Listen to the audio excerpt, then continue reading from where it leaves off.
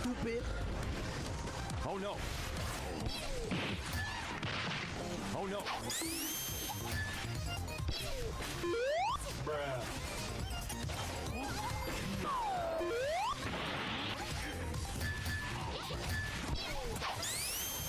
Huh?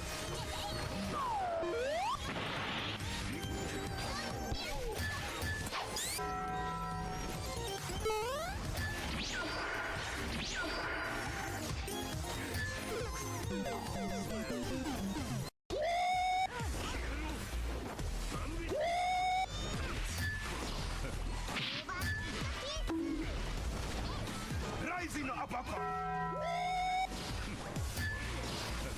Hello there.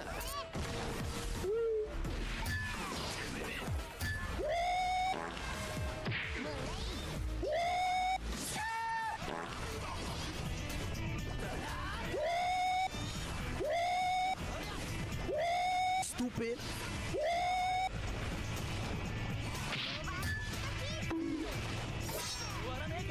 Slash.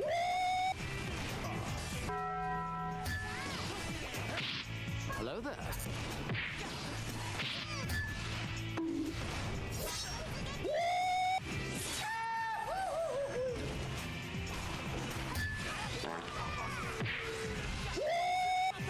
I'm fast as fuck, boy. That one. Oh, I see somebody. Anarchy! Come here. You're really gonna... Come here. Come to mama. Ah! Yo, help me! No! There's another box. Oh my God Almighty! I'm a little child. True. Oh no! Ah! Everyone's in this. Your game must be bugging out. Ah! And I'm getting jumped right now, but I'm about to die. Freddy, what are you doing? This nigga was over here playing Minecraft and shit, but we were both dying. I almost spent my Nigga, fucking why? drink No, up, no, too. no. Shut the f up, nigga. Why are you going out to fight people? Stupid. I actually don't know what the hell you think. What do you mean? I was taking care of the enemies. Why? That was actually true. It's called a battle royale. Same thing. Right. See, I was. That's not a smart idea. Okay? Appreciate it. Your character's not is not the one that should be fighting. Hello, sir. I'm ready. Hello. Let's go. Would you Okay, like so to be maybe this touched by time my we crusty stick ass hands? together. Okay. I'll Alright. follow you. Alright. In the bush. Anarchy! Let's go, boys! I feel Let's like go! it's Woo! Let's go, boys! It's right over there. No, you said maybe I should. Woo! He said I'll let you lead. I'll let him lead. I knew this was gonna go wrong. I knew. Nigga said, "Oh, let's go out." Let's go. He said anarchy. Listen. You said let me take the lead, and I chose anarchy. And All right, that's why we true. lost. Hear me out. That Hear sounds me like a out. skill Hear issue, me out. personally. Just in my opinion, that's top 3. With the points we've made. Fighters is too sweaty? No, it's not. Fighters is not too sweaty. Skill issue. Listen, as a dude that's been playing this game since launch, Fighters is not sweaty. It can be, but it's not. Yes, it is. Bro, I'm telling you, it's not. It's not. I'm telling you. But They spam ultimates and key blasts. Bro, that's a skill issue. it sounds like you're playing like Cyberman rank players. Nobody spams ultimates and fighters. Yeah. It sounds like you're talking about Xenoverse, dog. It sounds like either you haven't it sounds like you're either playing people that are like way below like the average player in fighters, or you just have really bad luck of blocking. It's not fun. I mean, I'm not gonna take away your opinion that fighters is not fun, because there's definitely a lot of shit in this game that's not fun to deal with. Or they land chain combos and not let you land a hit. It's high key not fun to play. That's just fighting game stuff. Mommy to start. Sorry. Tell me what in all of these Dragon Ball games. Tell me a game where you can get hit in a combo and you can just get out for free and hit your opponent. Because I promise you, every single game on this list, if you get hit, you're getting bomboed, and if you escape the combo, you have to spend a resource. That's what Fighters does. Yeah. Xenoverse 2 does it. Tenkaichi does it. Fusions does it. Well, Fusion's an RPG, but I'm pretty sure you can get comboed in that game. The way Like- you do it in Fusion. Like every is, Dragon Ball game. Tenkaichi 2? No, it does not. No. Tenkaichi 2, you have first of all, you have to vanish by pressing circle in a basically like 2 to 4 frame time span, and it also costs key. If you don't have key, you can't vanish in Tenkaichi 2. It works the same way in Tenkaichi 1 and Tenkaichi 3. Alright, so original Dragon Ball, my favorite moment is after Krillin's death, when Goku goes after Tambourine. So Z, my favorite moment, when Vegeta's death on Namek, because that's the moment that got me into Z. Man, this is hard because I don't like GT. Damn. Super Saiyan 4 Goku when he first transforms. Yep. This moment doesn't really matter, but it's still badass to me. Blue Vegeta's fight in Resurrection F. Alright, sure. Oh yeah, and my movie, Moomy. What? Moomy? Moomy? Mommy? Mommy? Milk? Milk? Why is she so horny? Why is she so horny? No. Okay, my favorite movie moment is Orange Piccolo. Ooh. Oh my god. Dead. Run! Fuck. Bakugo got me. I almost killed him. Sorry I had to deal with important fucking shit. Okay. Oh, hi Bakugo. So I'm gonna die frame 1. Yeah. Jesus! Wow. Just a little more. Just stay fine. Oh. Oh my god, dude. This stun lock is so annoying. Right, we lost because of that. Sorry. That's crazy. That's crazy. wild. At least with Shigaraki, he has no fucking range. It's basically like, why do you play Shigaraki, basically, type beat. It's like, he's actually just... It's literally... He's just the worst damage type in the game, and the only reason I play him is because he's my favorite character. I'm getting jumped with Shigaraki.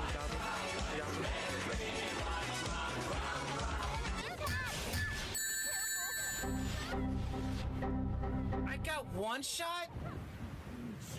Shigaraki's down. Bro, I had full shield and health. I got one shot. It's fucking crazy, dude. Like, I'm dead.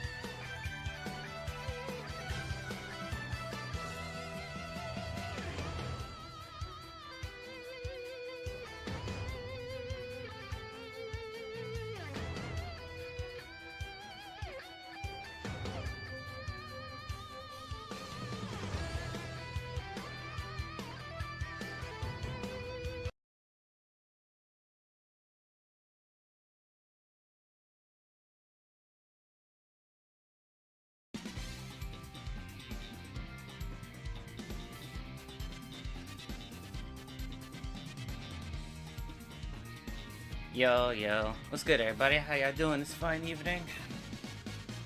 Just like usual, just give me like a minute or two for like final touch-ups, and then we will begin our little, well, I don't want to say mini discussion because this might actually take a while, but there is something I actually do want to talk about today, you know, outside of just like playing games and stuff, so hopefully it goes well.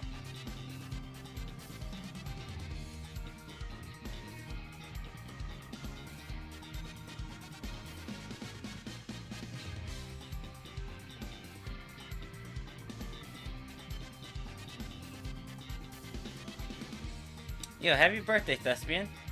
Happy birthday, dude.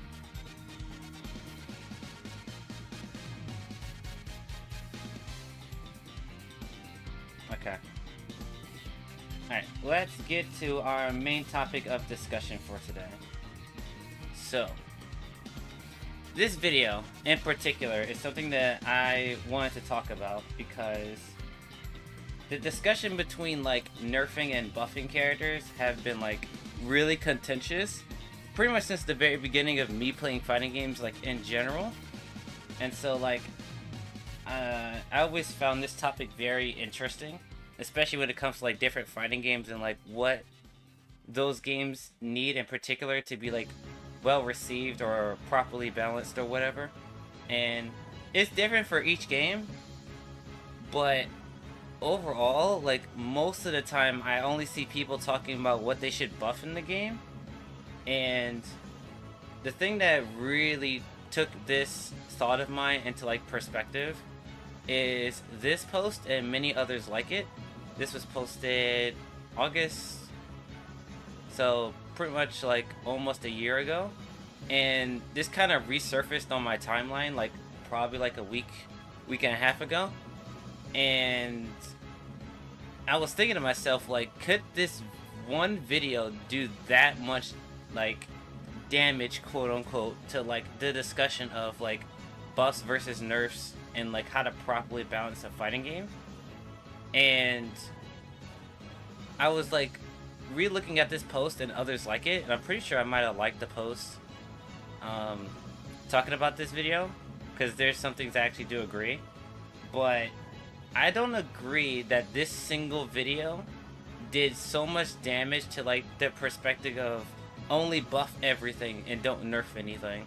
Now, I will say this video is what, 7 years old, and I haven't seen this video in years, so maybe I'm just remembering this video wrong.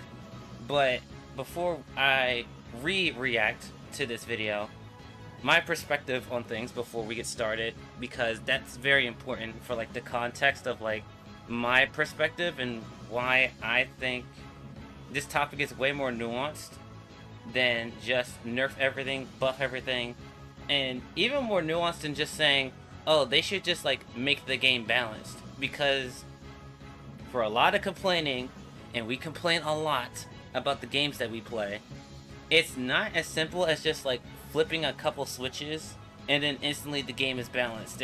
Like there's so much more to like balancing a fighting game than just switching up numbers and shit like that.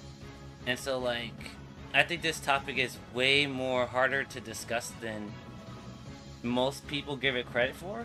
And I'm not a game dev, first off. I'm not a game dev. I don't know how the code of these games work and stuff like that.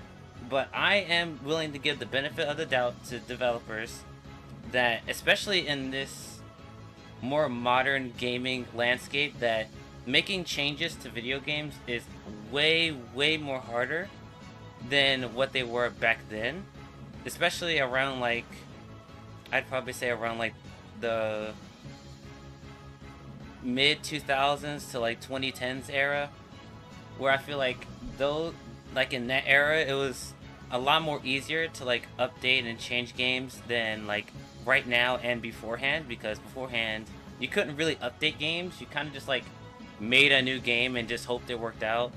Whereas now the landscape is like way more like corporate and shit like that. So like if you want to make a change to your game, then you're kind of like, well, it has to go like 3 different layers of like executives and shit like that. And so like balancing a game just takes way more time than it probably should. And like, you know, things can change on a dime in a fighting game. Like one day a character might be broken, and then a week later they find the answer to that thing, and so now it's not a problem. But then the devs still nerf it, even though people are like, whoa, we already found the answer, you didn't have to nerf it. So like this topic is way more nuanced than I think most people give it credit for. But to start off this discussion, I want to go back to the original video, quote unquote, that started this discussion in this no nerf all buff era that most people seem to believe that we're stuck in. So let's actually watch the video, because like I said, I haven't watched this video in years. So I don't know if this guy goes the nuance route that, you know, like, there is another video we're going to be watching too, Diaphone's video that he made earlier, and he has a way more nuanced and more balanced take that I actually agree with more than, but I hope that this video is more like on the side of this video. So we will see.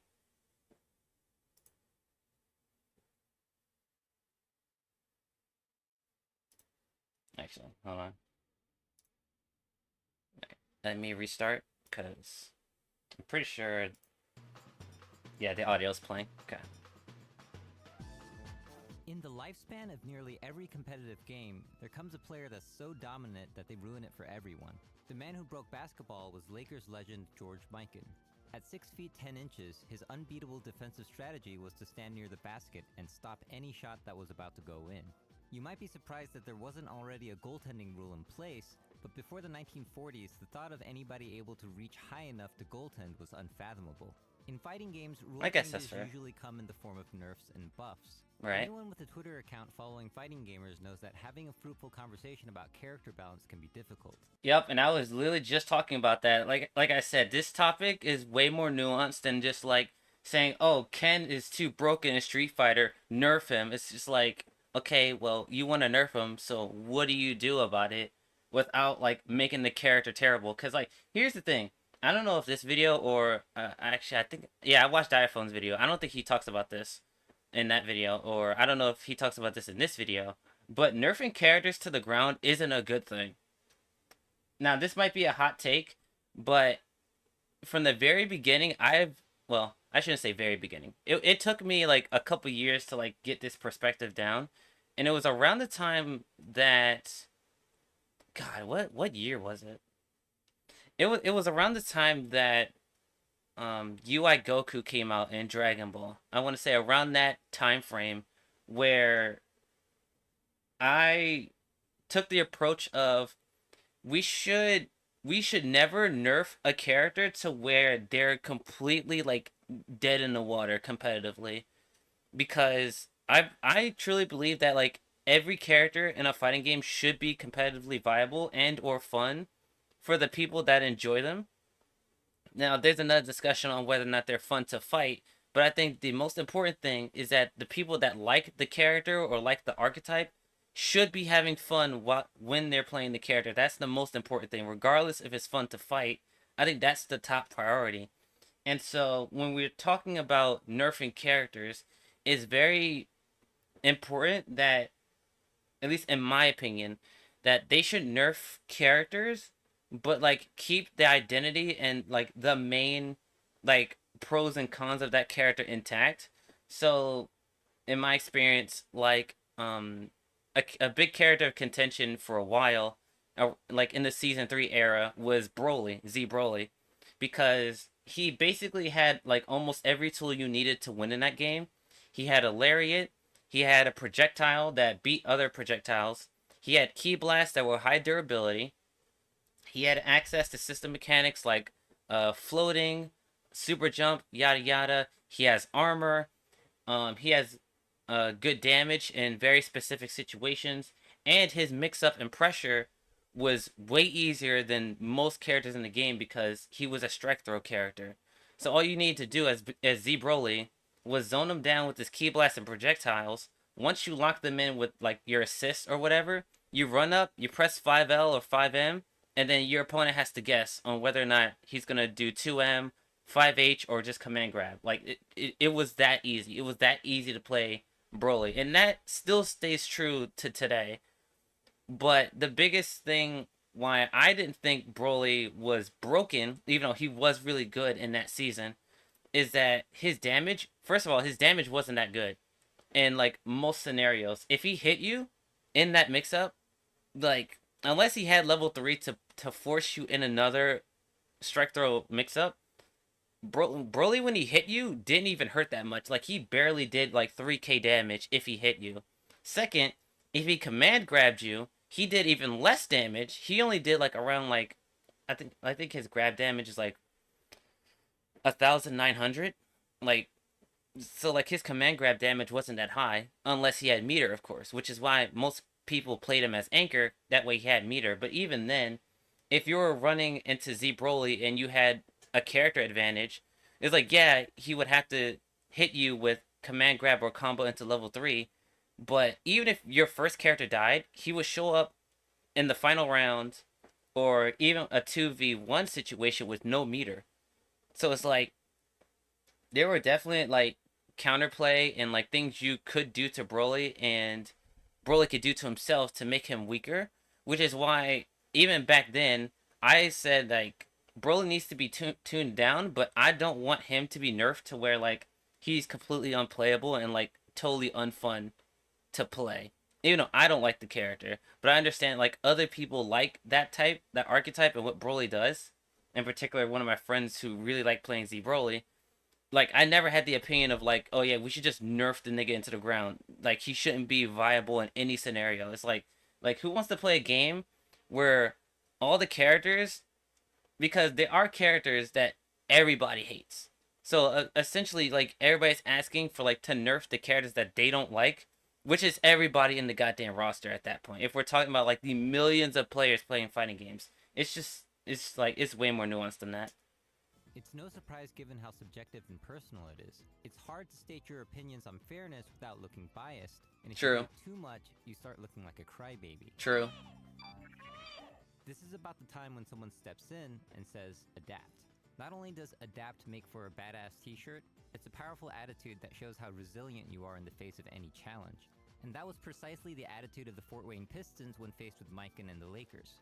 Their strategy against the most OP player in basketball was to make a quick lead early on and play keep away from the other team until the time ran out.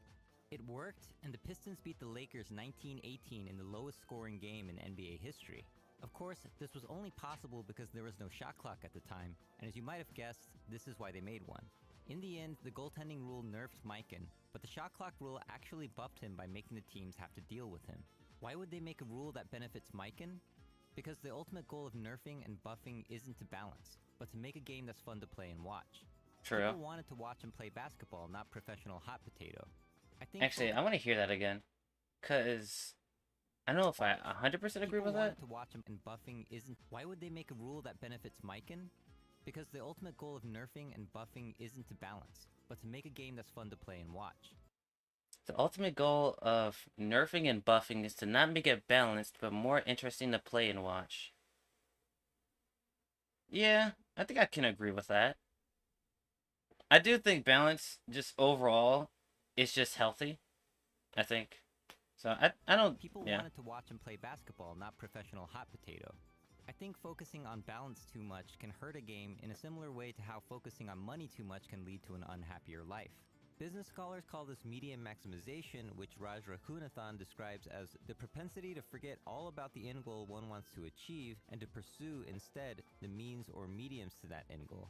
Just like how money is worthless by itself because it's paper and metal, balance is also worthless by itself. Street Fighter 1 is the only Street Fighter to be perfectly balanced, but it's boring because you can only play as two characters who fight exactly the same. Obviously, this isn't a 5-5 Utopia. He's right actually. Now he explained himself more than I expected. Yeah, that's actually true. The only way you can properly balance a fighting game is to make basically every character the exact same. And in a game, in games where there are multiple different archetypes, play styles, gameplay, like scenarios, you just can't properly balance a fighting game. That's true. Everyone's imagining, and it's because we want to see a diverse set of characters and movesets. Balance updates are ways to increase the frequency of underrepresented characters and reduce overrepresented ones, but there are different ways of going about this. One way is to buff the weak. Buffs are exciting and fun, and it's why we have Marvel. Buffs are so awesome, it kind of feels like a Faustian bargain that'll bite us in the ass later if we wish for too much. But I thought about it, and the worst thing that can happen if everybody gets way too buffed is this.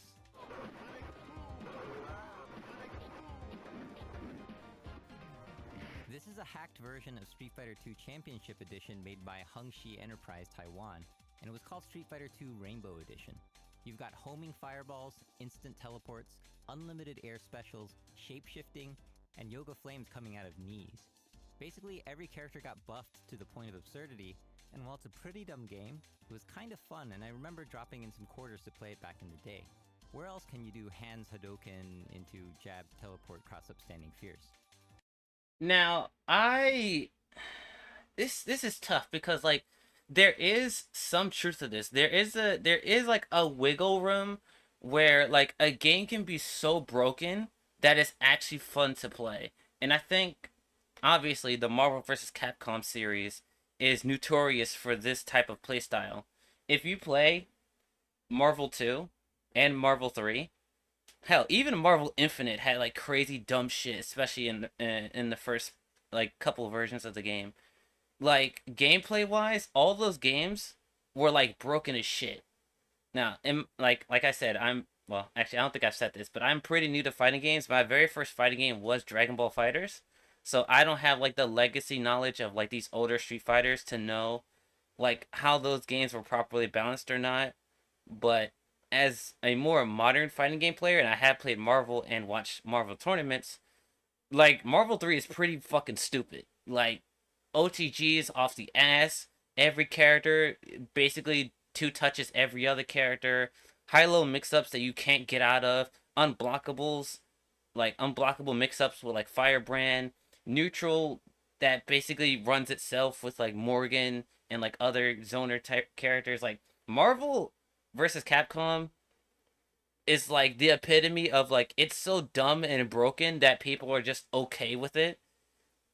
And I have never seen another fighting game that is as broken or dumb as Marvel actually survive for like Marvel's time span. And I think one of the biggest reasons why is the IP itself.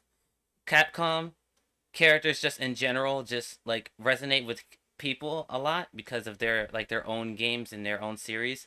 Marvel, exact same thing. Marvel is very popular, especially with like the MCU being a factor. Like I think if Marvel vs. Capcom was like a brand new IP, like for example like Skullgirls, like Skullgirls doesn't have an established IP like beyond the game itself and the mobile game, I guess. So like if let's just say like a game like Skullgirls with like brand new characters, brand new art style, all that stuff came out and it was just as broken as Marvel 3, I don't think it would have the like long lasting power of the MVC series. I don't think it would last that long, because especially in the landscape where everybody basically everybody has access to like the internet, Twitter, all that stuff, and so like whenever something's broken or something they don't like, they complain about it. Therefore, the developers listen, quote unquote, to the people that play it, and then they make adjustments based on those things. And so like I don't think we'll ever see a series like Marvel last the time span that Marvel has. And the closest that I think the closest that a Marvel style game can actually like have longevity is the new Hunter x Hunter game, but that's purely based on the Hunter x Hunter IP. I can easily see the new Hunter x Hunter game being very successful, but I can also see it being a complete dumpster fire, especially if it's as broken as Marvel is. Because Hunter x Hunter is popular, but it's not, in my opinion, it's not as popular as Capcom and Marvel itself. The Hunter x Hunter just doesn't compare. So, we'll see. The game might have been dumb, but it innovated many of the fighting game concepts we see today. Rainbow Edition was actually the catalyst that inspired Street Fighter II Turbo Hyper Fighting, which also featured a faster speed, air specials, a teleport for Dhalsim, a fireball for Chun-Li, and a sales figure of over 4 million copies on the SNES alone.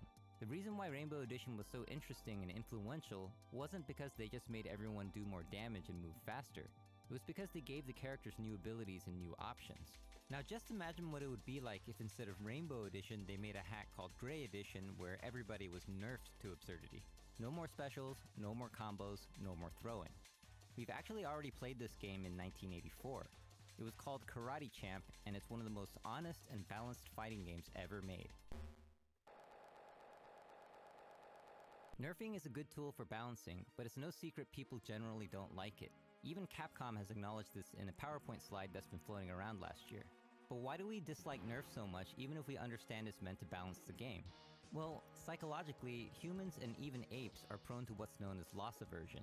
Loss aversion is a theory that suggests that losses hurt twice as much as gains feel good.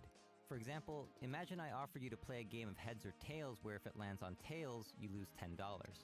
How much money would you have to win on heads for you to be willing to play this game?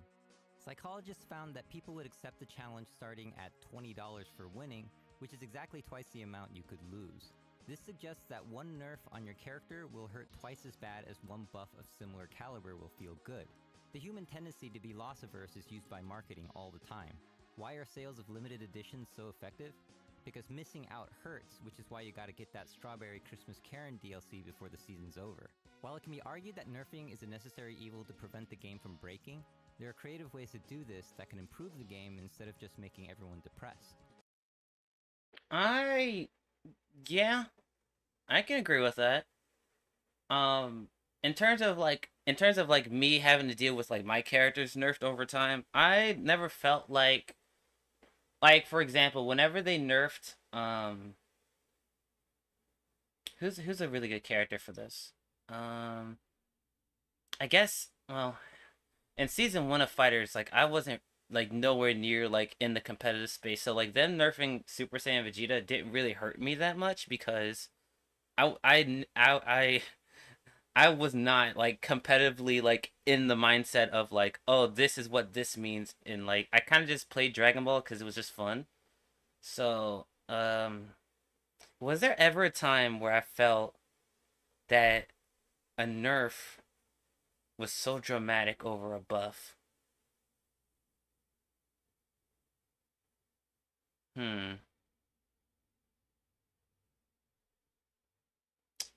I don't think I've ever felt like that before. Now this might be this might be because of the like the buff scenario, the buff no nerf scenario that we're in. So like a lot more of my characters just have been buffed over time more than nerfed. Was there ever a scenario where my character was nerfed and it felt horrible to play them afterwards?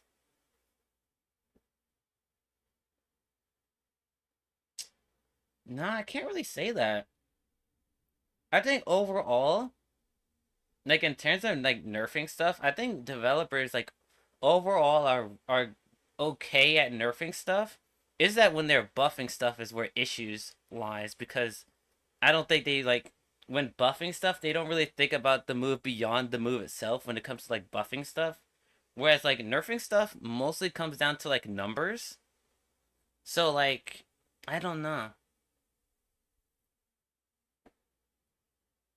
Was there every time that a character was nerfed that they did not feel fun anymore?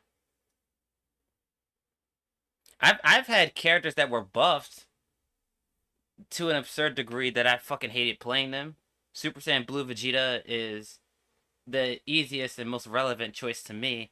They buffed that character way too much, and now he's just not fun to play. Like I don't like playing Blue Vegeta anymore. He's not fun anymore. I've had that happen.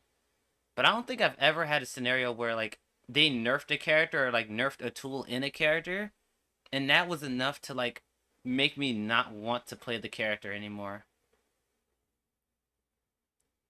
Let me think of all the characters that I played. Gold Lewis, no.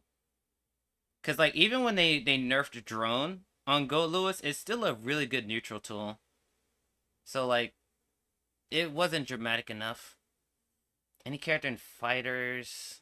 No.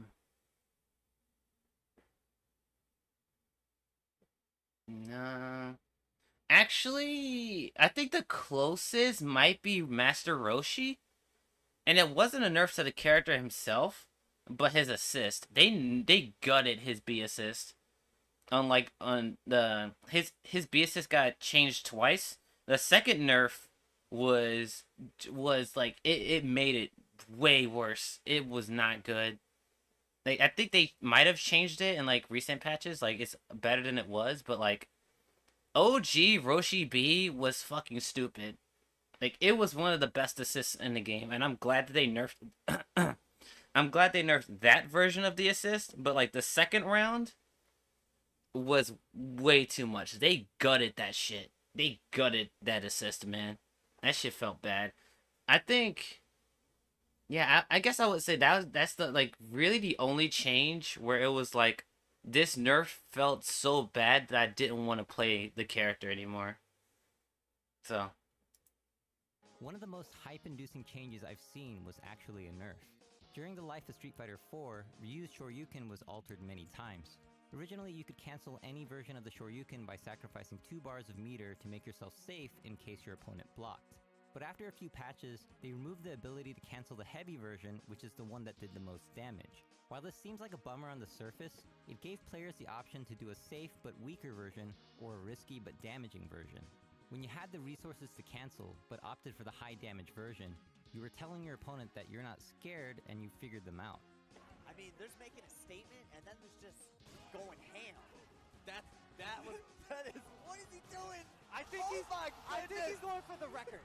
This nerf was clever because it gave the player a new way to express themselves at the cost of some damage and safety. In contrast, if we look at Ryu's Shoryuken nerf for Season 2 of Street Fighter V, they just removed his ability to do a meterless invincible uppercut. They actually removed every move like this from the game, which caused some controversy.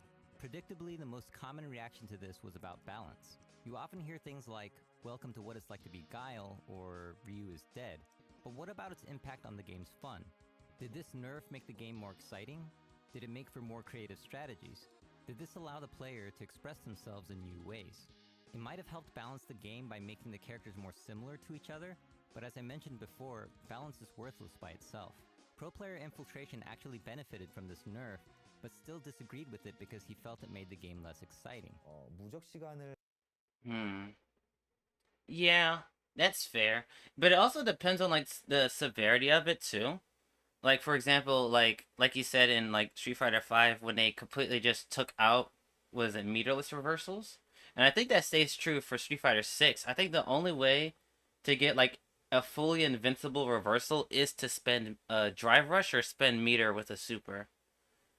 And I don't really see too many people upset about that in 6, but I can see why they would be upset about it in 5 because that's the game that introduced that mechanic. I mean, this is a whole nother discussion on whether or not there should be meterless reversals. And I don't know.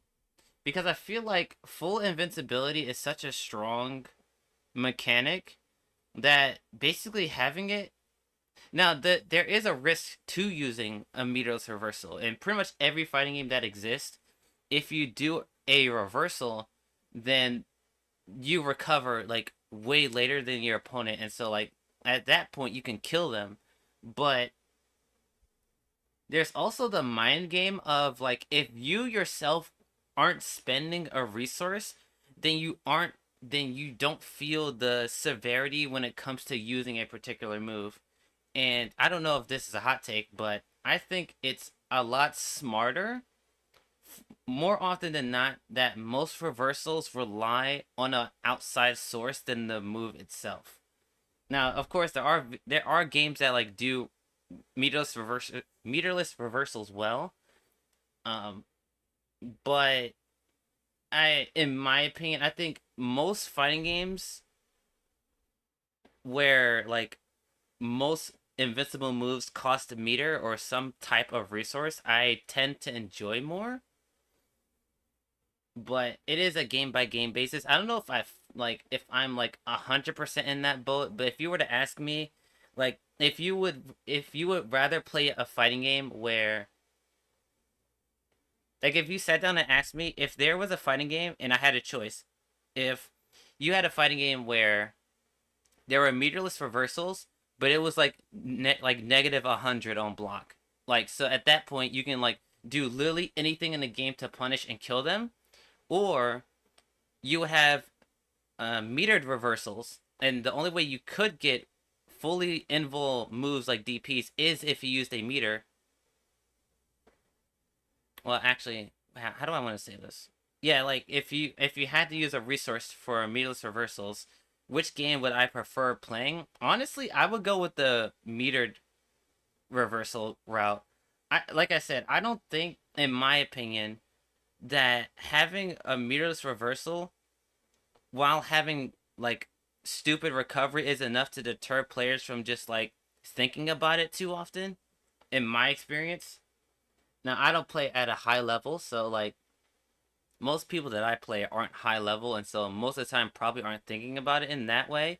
But I think that mindset at like many different, like there's many different like ranks of like mindset. Like you have like pro level, intermediate level, low level, and then there's like little categories in between those.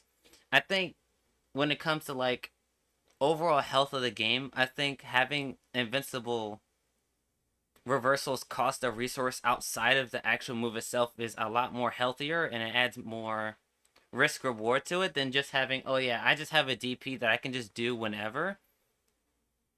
I don't know. Maybe that's a hot take, but like I tend to like invincible moves when they cost more than the actual move itself. 그렇게 조정한 거는 좀 스파 역사를 확 바꿔버리는 좀 개인적으로 마음에 안 드는 변경점이고. If you look at updates to fighting games like your typical supers, ultras, and ultimates, characters end up overall with more options and more abilities, not the other way around. With more characters and more mechanics, it starts to look like a nightmare for balance, but you also have more ways to solve problems. A hard matchup can seem more manageable if you can choose from more specials, ultras, or isms, and people like seeing their characters do cool new stuff. Because hard nerfing and taking away abilities can be so depressing and kill the excitement, I feel it should be reserved for extreme cases or creative nerfs that can actually make the game more enjoyable. And even in games that don't get balance patches, the players will convene and make rules if things get really unbalanced anyways. Regardless, it turns out people still enjoyed Marvel 2 with its infinites and Melee with wobbling. The reality is, a broken game can still be fun, while a perfectly balanced game might not even be touched. Even as the target of nerfs by multiple basketball leagues, George Mikan was a big proponent of a buff that players like him could never benefit from.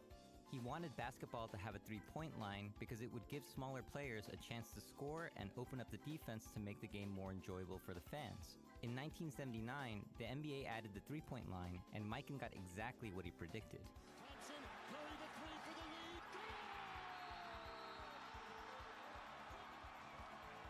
Let me know in the comments how you think balance changes should be done, or if I think in particular with that change, it's a buff should have a risk reward to it, right? For it, like I think in most cases that should be the case. Now there's situations where like buffing a move like the move itself has so much like less reward than risk that just straight up buffing the move is just enough to make it good. But I do think when it comes to nerfing and like buffing things, there should be more risk reward when it comes to it, depending on the severity and if it costs meter, if it costs like outside sources. if there shouldn't be any changes in the first place. This was Gerald from Korea Gaming. Thanks for watching. Okay. And remember. So yeah, that honestly, it's exactly what I thought of it years ago. Nuance had a very clear point in what it wanted to present, had evidence for what it was talking about. This excellent video did irreparable damage to the FGC. Instead of watching it and thinking about the nuance discussion presented, FGC saw it and somehow walked away with no nerf only buff. An absolute midwit take that still is repeated to this day. I agree. Well, he says excellent in parentheses, which gives the impression that he actually doesn't like this video. In rewatching this video, there's one, like, even if everything else he said about this in this video is wrong, there's one particular line that stood out to me. Let me see if I can find it. Around. With more characters and more mechanics, it starts to look like a nightmare for balance, but you also have more ways to solve problems. A hard matchup can seem more manageable if you can choose from more specials, ultras, or isms, and and people like seeing their characters do cool new stuff. Because hard nerfing and taking away abilities can be so depressing and kill the excitement, I feel it should be reserved for extreme cases or creative nerfs that can actually make the game more enjoyable. That's the quote right there. Nerfing should be used for extreme cases or creative nerfs that actually makes the game more enjoyable. So like, he's not saying that like you should only focus on buffing everything in the game, but nerfing should be used sparingly because nerfing stuff feels way worse than buffing other stuff. And so like there's a give and take when it comes to nerfing and buffing stuff. So like it almost like if like most of this video I agree with, even if like most of what he said was wrong, I think this quote right here honestly would save it in my opinion, because cases or this is true. That can actually make the game more enjoyable. And even in games that don't get balanced, like this is true. Like this is 100% true. Most people, including myself, feel way worse when their character gets nerfed than when they get buffed. Even if it's a small buff. Like, for example, in Grand Blue Fantasy vs. Rising, do I want to, let's see, Grand Blue vs. Rising, patch, what is it, 130? Let's see. It was either this patch or another patch. Yeah, it was the one with Vayne. Yeah, this is the one that nerfed 66L. Even in my case, I main Fairy, right? Look at, like, she's considered to be, like, bottom 5 in the game. Probably even bottom 3. And look what they did to her. They basically didn't touch her. Even though this buff in particular wasn't that great, it would feel way worse if they thought, oh yeah, like, her having the ability to 50-50 you is just way too strong in a game focused on strike throw. So we're just gonna nerf Gigi to where, like, she, like, Gigi doesn't last on the screen for that long, or you can actually hit Gigi and like, while it's on the ground, and, like, you don't take damage for trying to hit it. Like, if they did something like that and nerfed her, even if the nerf was like, oh, like, her standing heavy is only +1 and not +2. Even something like that would feel way worse than just a change like this, which is more quality of life than, like, an actual buff. But, like the severity of, like, nerfing versus buffing, it's different per person. But for me, I can attest to, like, getting something nerfed feels way worse than getting something that's buffed that's, like, very small, right? This isn't really a big deal. Like, this doesn't really solve, like, the core issues of Fairy, but it's good quality of life that, like, I can just accept for what it is, and it's, like, fine. So, like, I think most people kind of forget that, like, nerfing actually, like, fucking sucks, like, most often than not. And even if the character probably deserves it, it still sucks. Like when UI Goku was nerfed in Season 3. Now, it was mainly due to the fact that, like, most of the online tournaments and just gameplay in general in Season 3 was online only. And so UI Goku was never taken into a situation where his stuff was, like, actually reactable.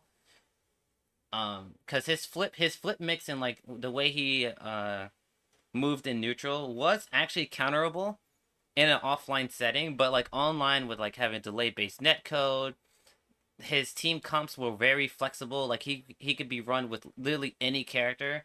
So, like, there was different types of UI Gokus that could be run, and it was just, like, a bad situation for UI Goku in general, even though in retrospect he wasn't as broken as a lot of people seem to think.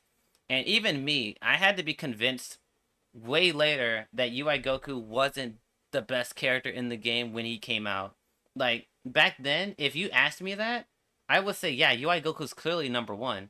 Like, he had an invincible DP, he had a DP, an invincible DP that reached the ceiling, and it was also his assist, and it also semi-tracked.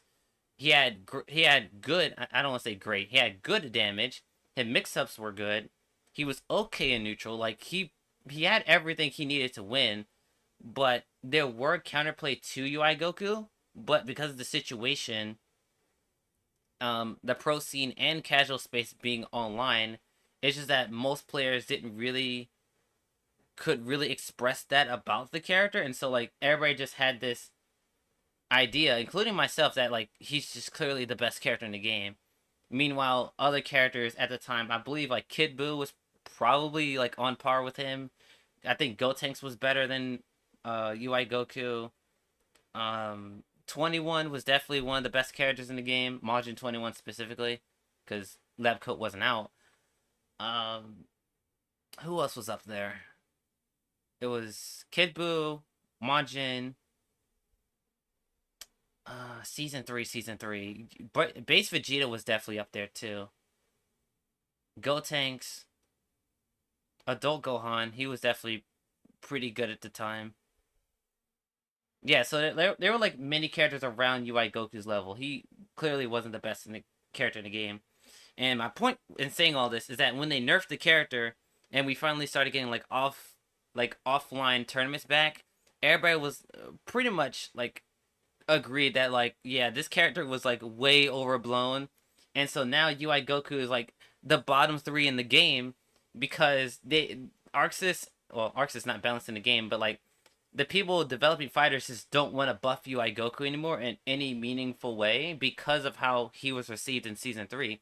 So even if they did another balance patch for fighters, UI Goku will never, and I mean never, be good again.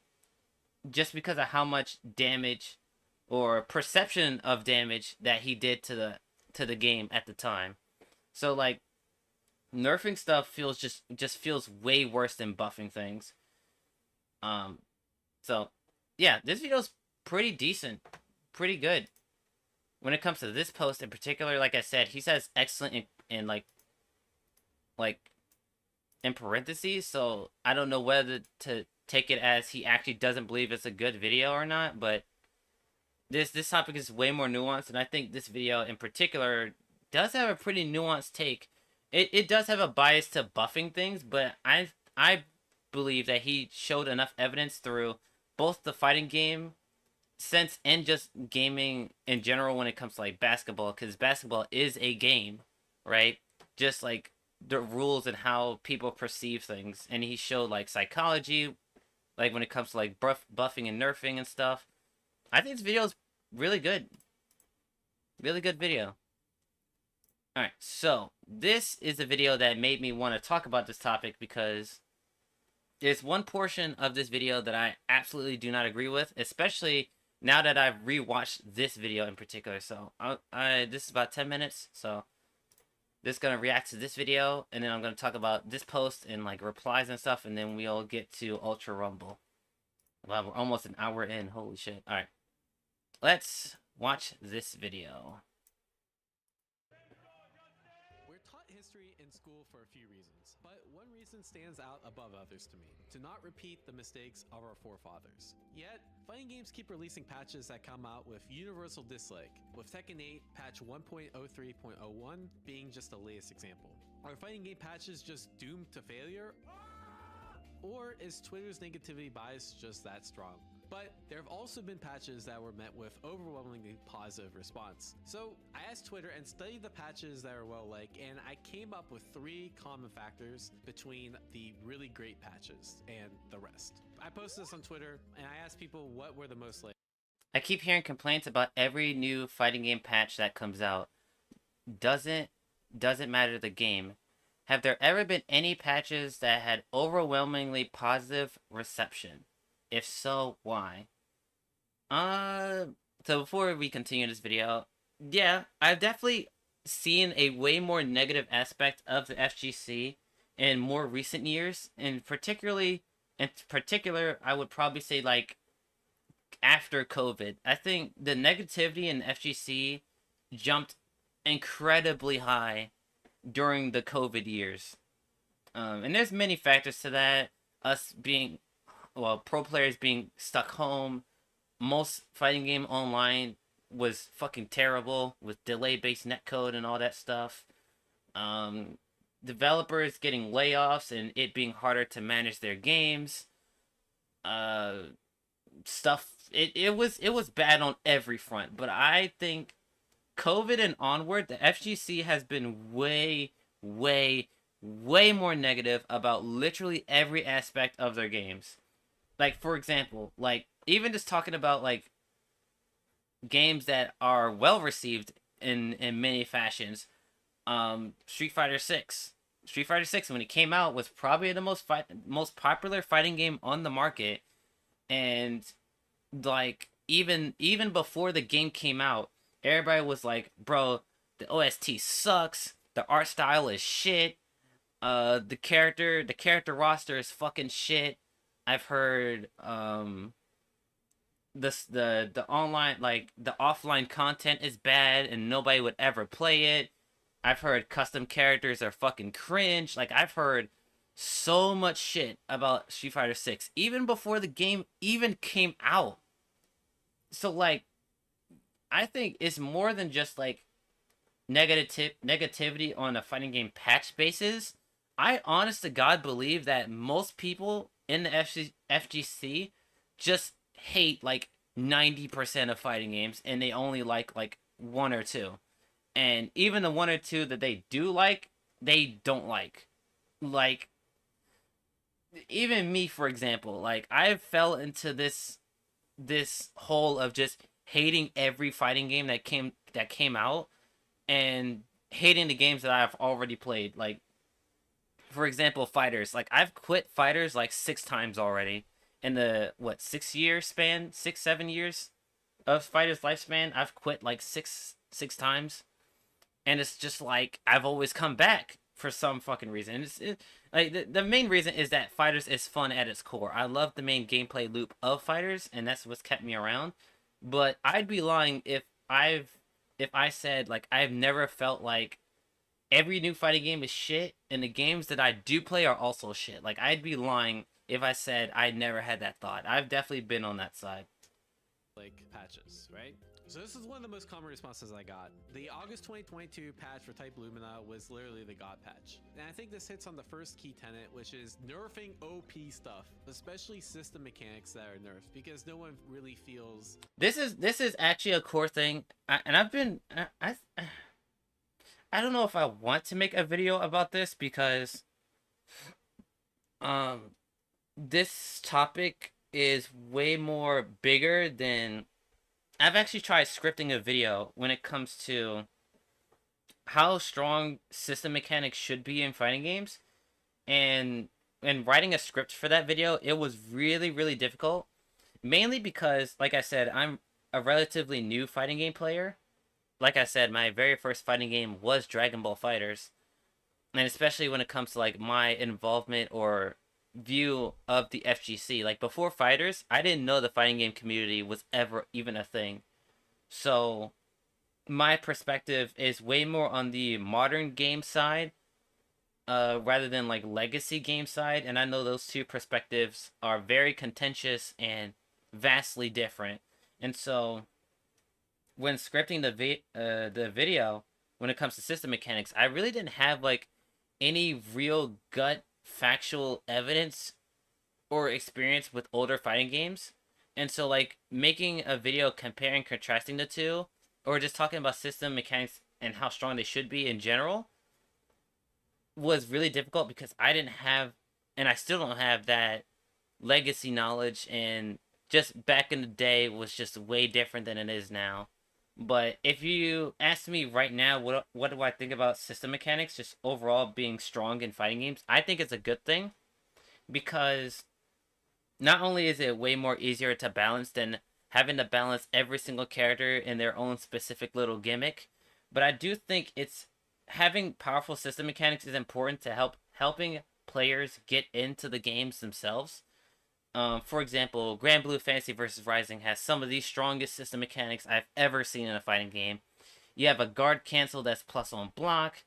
You have Raging Strike that gives you not good combos, but it sets you up for good combos and scenarios.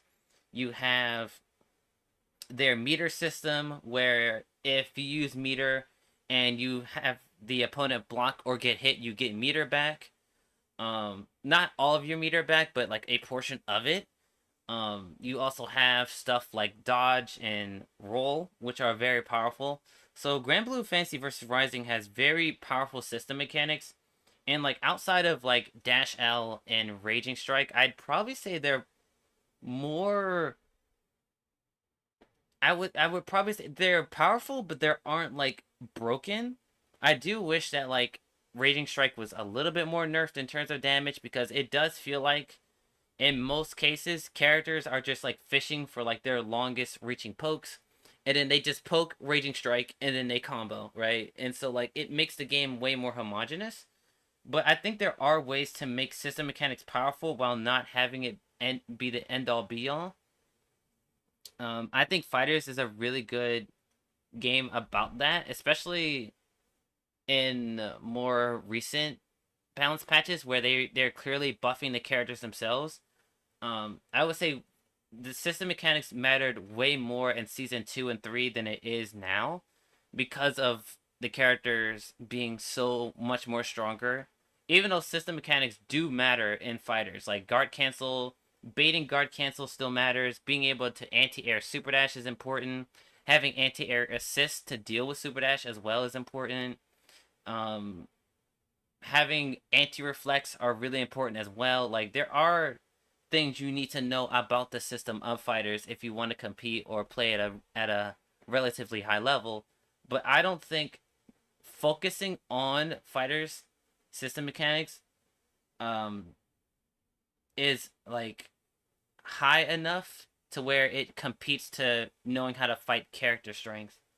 And I think that's where the balance is like I think developers, when it comes to like system mechanics, is like, are you fighting the game or are you fighting the characters? And I think that's where developers kind of miss the mark, where system mechanics, especially like I said in Granblue in most cases feels like you're fighting the system rather than the characters themselves. Outside of a very few examples like Nier, I would even say Fairy is in that camp. I'd probably say Belial is you're more so fighting the character because his moveset is very flexible. But there are characters where you're actually just fighting the system.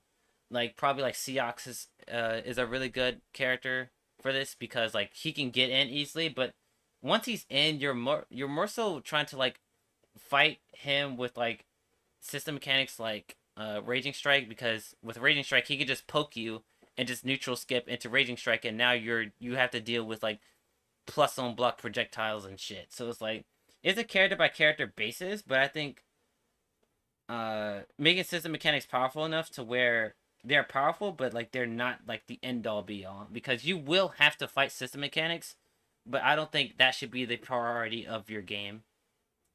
Like they're being targeted. So anything that's like super broken, when it gets deleted, it's a more fair thing to be nerfed. And this kind of reminds me of the Core gaming video about how the rules of basketball were being changed to nerf goaltending. So they added a 3-point line and they added a no goaltending rule. Things like that are usually really well received and add variety and playstyle to the game. And that's because it adds risk reward. It's not solely the fact that they changed the game to and particularly buff or help other players, but they added a rule to where not only could those players have an advantage at the 3-point line, but it was a risk reward thing, because it's not like they said, oh, the 3-point line is at the hoop, so people just have an innate advantage. No, the 3-point line is relatively decently far away from the hoop, and so if you miss the shot, then there's plenty of risk reward. If you miss, your opponent can grab the ball and make a count and win the game. If you make it, that could be a game closer.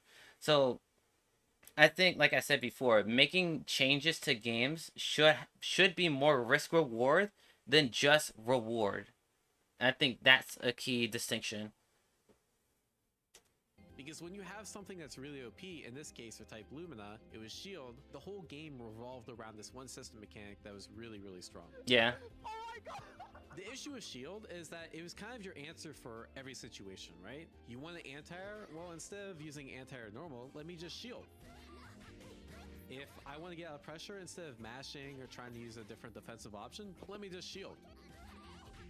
Shield became the de facto way to deal with so many different things, and yeah, it became the best it became the best defense in the game that you could do, even beyond blocking, which is really bad. So the main benefit of the August 2020, and as a concept, I like shield a lot. I was like, in particular around this camp, I was playing Melty a little bit. And I was of the camp that I like shield probably more than other people, but I agree it was way too strong. But I like the concept of this shield mechanic, and I like the RPS that it can. I don't want to say force, because there are ways of baiting shield. I would say shield is a fun. I should say. It's a fun RPS mechanic, is the way I'd probably describe it. I think shield is fun. 22 patch for type Lumina was shield got heavily nerfed. One, it had way more recovery. So it is possible to bait a shield by like backdashing and then whiff punishing the recovery. And the second thing is low shield used to catch lows and mid attacks, and now it just caught low attacks, which made putting out shield way riskier, which allowed for more freedom for the players to express themselves in the game. Which brings us to the second type of patch, which a lot of people are saying Street Fighter V towards the end of its life cycle had really, really good patches. And as you guys might know, they added a couple of V-triggers for the characters, and they balanced... 2 block buttons was a great idea. 2 block buttons. Wait, what do you mean by 2 block buttons? Was there 2 block buttons in Melty? I don't even remember a block button in Melty. Was there a block button? I legit can't remember if that game had a block button. Holy shit. What was it linked to? I can't remember if that game actually had a block button. Holy shit.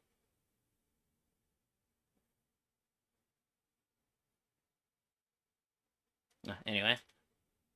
The V triggers, so both V triggers for most characters were generally viable, and they added V shift, which is another mechanic, and all of these kind of did one thing. They added more ways to express yourself, they added more ways to play the game essentially. When you add new mechanics, or you buff underutilized moves, or you buff things that people weren't using, it gives you more freedom to express yourself. Therefore, these patches are generally well received. And this is actually the example of a nerf that Core Gaming uses. Back in Street Fighter 4, everyone used to use heavy punch DP for everything. If you use a DP... Yeah, the normal block button and the shield. I actually forgot Melty Blood had an actual block button. I forgot about that. Huh. But yeah, I think on... The block button in fighting games is actually... Huh. Is that a topic that I want to cover? Is having a block button actually good for fighting games? That's actually a discussion I could probably have. I'll think about it. I don't know what my answer would be. Like, if you were to twist my arm and say, do I think having a block button in fighting games is good? I don't know if I would go one way or the other. I think I'm kind of like in the middle. I don't know. FADC cancel, which is how you make your DP safe or you get a combo from your DP. You always use heavy because it did the most damage, right? But even though they ended up nerfing this heavy punch DP, now you no longer cancel it, it still has use. So now instead of being able to only use one type of DP, you can use 2 different types of DPs, right? You can use your medium DP if you want to be safer, or you can use the heavy version if you're not going to cancel and you want to do additional damage. Even though this nerf might have hit people that didn't necessarily need a nerf, it still allowed for more freedom of expression and more of the character's tools to be used, and therefore people see this as a net positive. correct me if I'm wrong. Correct me if I'm wrong, but I'm pretty sure in Street Fighter 6, the only way you can have a reversal that's not a super is using your EX, right? I might be wrong on that. I don't think there's a character in Street Fighter 6 that has an actual meterless reversal. Cuz I'm thinking about like Luke, Ryu, Ken. Does Kimberly have a DP? Who has DPs? Luke, Ken, Ryu. I think Blanca has a DP. I think Blanca does have a DP. Kimberly. I'm not sure if Kimberly has a DP actually. DJ has a DP.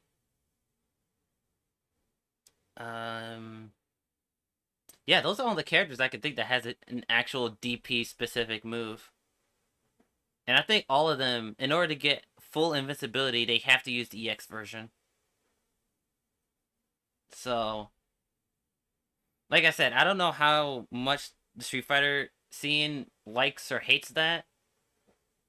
Especially since even if like medium DPs don't have invincibility, it's not like in 5 where you can cancel it with Drive Rush. Like if you use your medium reversal, you fucking die. So I guess Street Fighter 6 it's a completely different game to 5, so I guess it makes more sense in that game than 5, I guess, but I don't know. I don't know how people feel about it. Alright. This video has done so much damage to collective FGC opinion. I agree, which is kind of why we're talking about this. It's actually a very... That point right there is why I wanted to talk about this topic, because people are talking about the video itself, and even Diafoam here earlier in the video says that the guy made really good points about like how nerfing and nerfing and buffing things like have their benefits and stuff. Therefore, people see but this as a net positive. This video has done so much damage to collective FGC opinion. I agree, which is...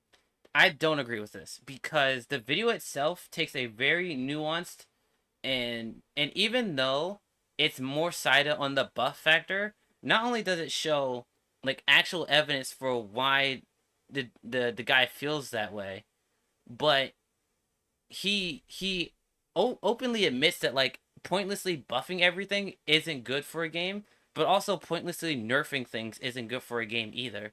Like he says multiple times that like, yeah, buffing is more favored, but nerfs do need to exist. He even says multiple times that like nerfing stuff is a necessary evil. Multiple times. I can't remember where he says it, but like this video has done so much damage. I can't agree with that, because the video itself, now you can make the argue like the title and maybe like the actual thumbnail. Let me look at the thumbnail.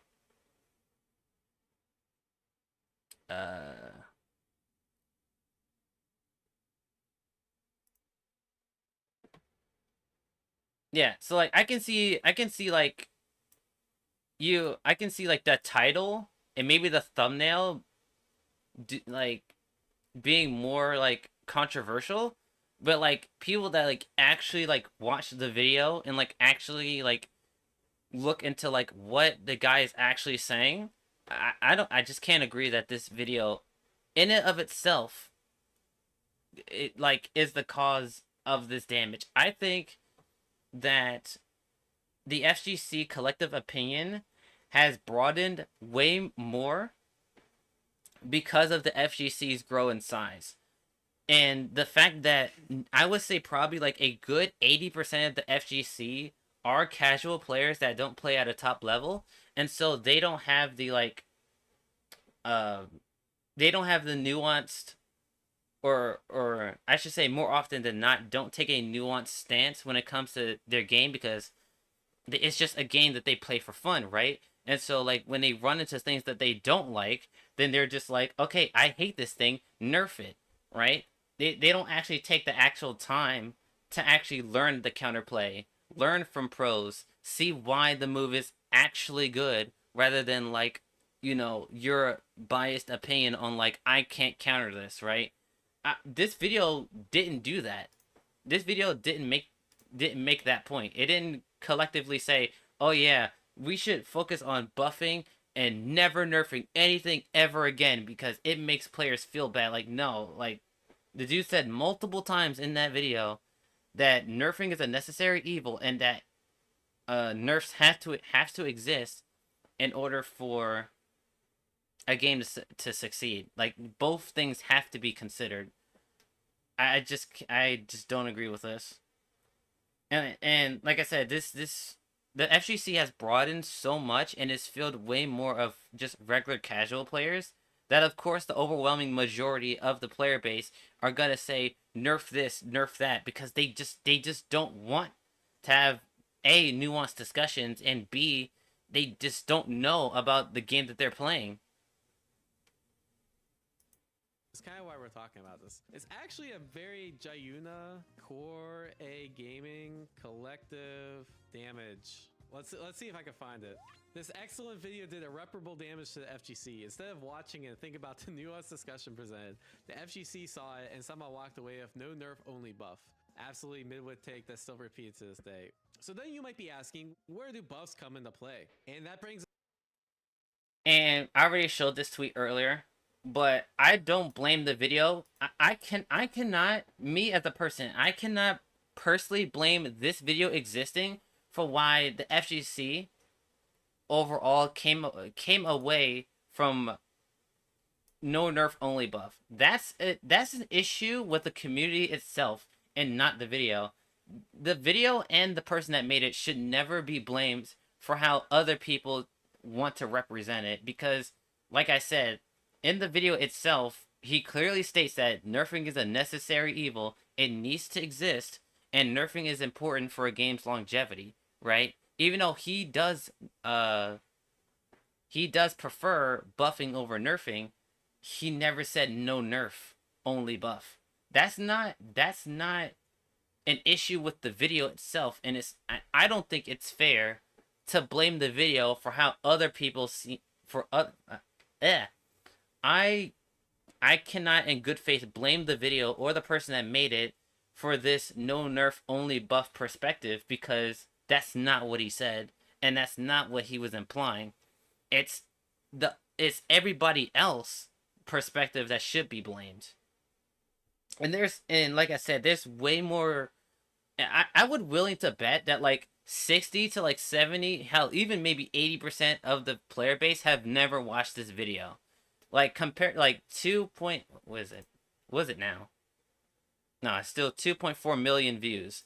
When we're talking about like the overall FGC in the gaming space, 2.4 million isn't a lot. There's way more gamers and FGC players than probably 2.4. And it's probably, this video probably has a lot of duplicates and people watching the video over and over again. So I'm willing to bet like the actual viewership of this video is less than 1 million. I would willing to bet like actual like original like people only watched the video once is probably like less than 1 million views. So like I would say like most people in the FGC probably never watched this video and has never heard of it. I'm willing to bet that. And so, like I said, I think one of the biggest reasons why this only buff never nerf mentality came because the FGC itself expanded in size, just in general, and it expanded in size not only in the pro space, but it significantly grew in the casual space. And casuals don't want to have more nuanced discussions about games because they're just playing it to have fun. And there's nothing wrong with that perspective, but when it comes to like actual discussions about the health of the game, their opinions frankly aren't valued as much as other players that actually play the game at a high level. But guess what? They're the majority. And so when developers are looking for ways to improve their game, who do they go to? They go to the majority because that has the most data that they can use.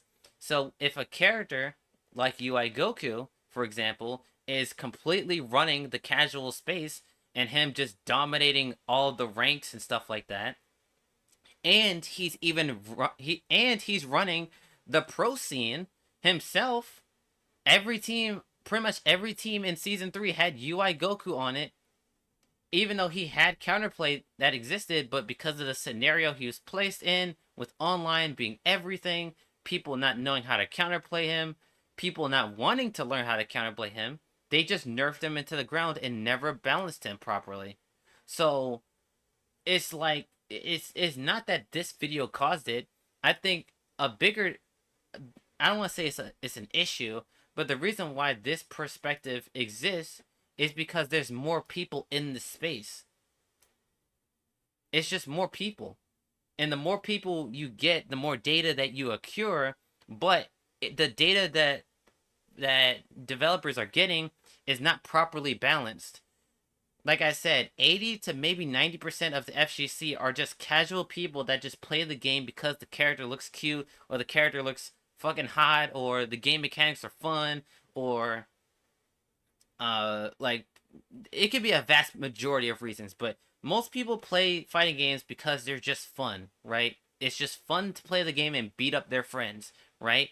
But that perspective is the overwhelming majority of the FGC, not the minorities. And like I said, when it comes to developers getting data and getting opinions on the game, who do they go to? They go to the majority because those are the people really playing their game, not at a high level, but they are playing their game. And so when it comes to balancing, they want to cater to as many people as possible. And so if there's a character that's running the low ranks, they have to do something about it eventually. For example, Honda in Street Fighter 6 is a very scrub killer character. Like I never played against a Honda before, but I've seen like new players play Street Fighter 6 in like multiple like beginner tourneys, and Honda is like one of the most like difficult characters for them to deal with. And guess what? And I don't know if this is confirmed or not, but they actually nerfed Honda in Street Fighter 6 in the next patch that they're doing. They actually nerfed him because a lot of mid to low players don't like the character. They just don't like him. So it's like, those are the people that they have to cater to, not just the high level players. Right? So it's like, it's way bigger than just this video did more damage, because the video itself doesn't say that. Blame the community itself for harboring this perspective, not the video or the content creator itself. Brings us to the third part of what makes a really good patch: shaking up the meta. Anything that brings up low tiers so that you have more viable tournament-winning characters is almost always generally well received. So this is a example of a patch a lot of people like, which is the Tekken 7 Season. I will say this though, there will never, I firmly believe that there will never be a fighting game where every single character is used competitively, because there will always be characters that are just better than others. The only way to make every single character competitively viable and have equal chances to win is if they basically all play the same. That's the only way you can do it. Even the most balanced fighting games still have their top 8, and they still run the tournament scene. I think probably, what's the most balanced fighting game that I know? Probably Skullgirls is probably the most balanced fighting game I've ever played. And even a game like Skullgirls has a clear top 5. I think right now, I think it's like, what, Misfortune, Umbrella, I think Annie's up there, Big Band is up there. I think Beowulf might be up there too. I'm not 100%, but I know in most Skullgirls tournaments, Miss Fortune, Annie, Umbrella, and Big Band are like the consistent top 4 characters that I see, and it's not unreasonable to think that they are in the top 5. So even other characters that are really goddamn good, like Cerebella, Philia, Black Dahlia, Beowulf, like those characters are really, really good and can easily 1v3 a team. They're still not the top 5, even though they're really goddamn strong. So like they will always be a hierarchy of characters, no matter what. To update. So much needs to the dominant top tiers, and everyone else got buffs, which I think is one of the best ways to get everyone to that like high tier range. So you're mostly buffing people because people like buffs, especially when your character is buffed. It gives you more tools to play with. It gives you additional things your character can do. It's fun and exciting. So in these kind of situations, you want to lean more towards buffing characters than nerfing characters. Which brings us to probably what most people talk about, which is the Season 3 patch of DBFC, which I think hits every single time. Yeah, Season 3 was really good. GT Goku freaking busted, was on almost every single team, nerfed him to the ground. They also nerfed snapback loops. So snapback loops in DBFC were completely brain dead. Basically, you would get the hit, you would snap back them in, and then you would do 50-50 after 50-50, get the hit, and then you'd snap back again, and you keep looping the situation over and over. Because your defensive options after a snapback were way worse than just a regular knockdown. It also gave you more ways to express yourself. So this is the patch that added 2 additional assists per character. And when you have more additional assists, it means you have different options, therefore more freedom of expression. Another thing they did to like shake up the meta was EX moves now cost half a bar instead of a full bar, which means a lot of characters' EX moves that were never used are now viable, and the game was balanced around that, and most characters got buffs. And I think this is why one of the reasons is. Now, there is a side effect to the EX move change. They buffed the shit out of EX moves pretty much from that move forward. And, like, EX moves are just clearly some of the best shit in the game. And I think that was probably for the worst. Honest to God, I would not be upset if they nerfed EX moves by making them a full bar, but keeping them the same strength. They're just, like, some EX moves are just so broken now. Like, EX, like, Nappa Cyberman, fucking 21 spin, Android 1817 call, fucking Beyblade from Gotenks. Like, there's so many broken EX moves now that, like, honestly, if they made it a full bar again, I wouldn't be that upset about it. This is one of the most well-received patches, and probably the patch that I saw the most in my comments of this thread. Yeah, Season 3 overall was a really, really good patch. Really, really good patch. I wouldn't say Season 3 was the most balanced out of any of the metas. There was clear, like, a clear hierarchy of character strength. Like the low tier to top tier barrier was vast in Season 3. I don't think it got it. I think probably like around the time Android 21's release is where the roster actually was starting to get closer in strength, which is kind of ironic when you think about it. But let's talk about some of these recent patches that are just haven't been well received. The most recent Tekken patch, there's certain things that are really overpowered. Like Azucena while running 3-2. There's a whole Twitter thread that people were just gonna spam Azucena 3-2 over and over and win Evo Japan. It's really strong. It's plus on block. It's really hard to step. Yeah, it's mid, so it's not like you can't duck it. You used to be able to sidestep and duck it, and now when you sidestep and duck, she just flies away, and you. I think honestly, I don't play Tekken, right? I don't play Tekken. I don't know how these system mechanics work or anything. But judging based on the move itself and me being a novice when it comes to Tekken, I think the reason why they probably adjusted this move is because this character was like ruining like beginner players. Like this move was just too good for them to counterplay, and too difficult for them to actually fight against. Now, this isn't a balance problem, it's a player problem, but when you, like I said, when you look at the overwhelming majority of fighting game communities, most of them are just casuals that just don't like it when they lose to shit that they feel like they can't do anything against. And so I'm guessing that this change was made to remedy that at the low end. Now obviously we know in retrospect this change did more damage, but I think the original intention of changing this move was to change it for like lower tier, like lower knowledgeable players, I should say. Like lower knowledgeable players. I don't know what they changed about the move, so I don't know for certain, but that's the impression I get from this change. Can't push. So it was meant to be a nerf, but it was actually kind of a buff because now it's really, really hard to punish. Some of this is like what came up with the inspiration for this video. FDX basically talks about Tekken is better with nerfs, not buffs. Where I feel like, and then the Core Game U video is basically buffs, not nerfs. And I feel like really the true answer exists in the middle of those two things. You also have, and here's the thing, I don't think Diaphone talks about this, but the power ceiling of fighting games have increased. And I think this is why this video, maybe in retrospect, was wrong.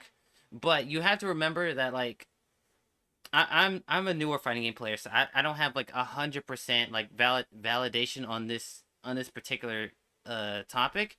But just watching like older fighting games and comparing them to now, the power ceiling for characters are a lot higher and a lot more homogenous, right? Like, I think he's gonna talk about like a Street Fighter 3 character that was like broken as shit, and like compare that character to like characters in like fucking Grand Blue and Dragon Ball.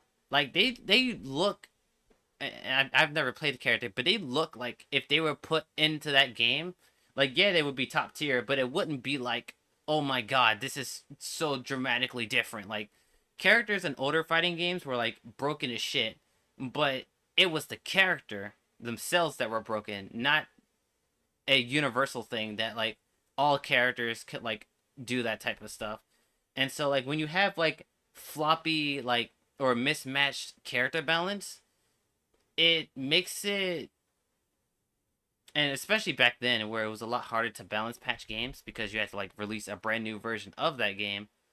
I think because the power ceiling is so high against like everybody in the roster, that having a only buff mentality is kind of peaked, right? We're at a point where characters in fighting games are really good, if not like actually playable. Like their game plan is functional, they play well, right? Even in Grand Blue Rising, like I said, Fairy is like one of the worst characters in the game. I would never call like objectively, I wouldn't call Fairy a bad character, because she has many things that she does really, really, really well, and her main gameplay loop is functional and fun to play, right? It's only when you're doing like comparative within the roster is that when characters are deemed bad or good or whatever, right? But objectively speaking, characters in newer fighting games are just stronger in general and play way more smoothly than other fighting games. Things, right? As long as you're nerfing the right things and you're buffing the right things. I think that's really what it comes down to. I think the point I'm trying to get at here is that, and this is a very balanced take, and I completely agree with that, but when you're dealing with a community that has millions and millions of players, what, like in the minds of the developers, like if it was up to me, like if I was a main developer of Street Fighter 6, right? My idea of Street Fighter 6 is probably a lot different than like a casual perspective of Street Fighter 6 or a pro player, right? My perspective is completely different than other people. So, like for example, if I thought like Marissa was powerful enough because all of her moves work, she's a functional character, she does a lot of damage, her strike throw is good, and I believe the character is strong enough, then I won't feel a reason to change the character, even if like other people are saying like, oh, like her, like I don't know what's wrong with Marissa. I just know that she's on the lower end. Like maybe like her neutral isn't as good enough, or her buttons have like bad recovery, or yada yada yada, right? From my perspective, and I believe that most devs look at their characters from a numbers perspective, they probably look at frame data, they look at player, like they probably have the numbers of like how much this character is being used at this rank or in online in general. Like they probably look at it more from a numbers perspective rather than like a game mental, like physiological perspective, which is probably what most pro fighting game players look at the games as. But like looking at the numbers, and like they probably don't think characters are good or bad based on like philosophy and like gameplay feel. They probably just look at numbers and say, oh well, this character has this move that's X negative, so this move is perfectly balanced, right? The perspectives are way too different to say like they just need to balance their game and everything just works out. It's way more difficult than that. Buffs and nerfs can increase. And this is me giving the developers the benefit of the doubt here. Like I'm more willing to believe that developers are just trying and seeing what works rather than intentionally saying, yeah, we're just gonna make this move broken or we're gonna intentionally make this move shit, right? I think it's more nuanced than that. When applied correctly, and the more freedom you have in the game, the better. Now, this seems kind of counterintuitive at first, but if a move or a character gets too buffed, there becomes less and less reason to use other characters or moves, thereby limiting what you can do. Now, I've been playing a lot of Third Strike, and if you guys watch Evo Japan, 5 out of the top 8 were all young players, and all the young players were using Super R3, Gennagin, because it's basically the best Super R in the game. And because those are so strong, it limits the other characters and the other Super Arts that you can use. But the idea is that if you buff or nerf... And here's the thing. This game is so old that nobody gives a shit that this character is broken. And I think there is a difference between older fighting games being broken and newer fighting games being broken, is that nobody ever talks about older fighting games. Like, nobody gives a shit that this character is probably, like, top 5 or the best character in the game and has a broken-ass insult or super or whatever that move is. Nobody gives a shit, right? But everybody gives a shit if Street Fighter 6 is broken because that's the game everybody is playing. And so when it comes to, like, balancing old fighting games, yeah, they were a lot harder and stuff like that. But balancing games back then, like I said, I'm giving developers the benefit of the doubt here. I don't think balancing was on their mind when creating their characters and creating their games. I don't even think it was a main priority, and probably till like Street Fighter 4 probably, if I had to guess, because that's when I would say most players that I've talked to says that like that was the turning point for like most fighting games of the modern era was Street Fighter 4.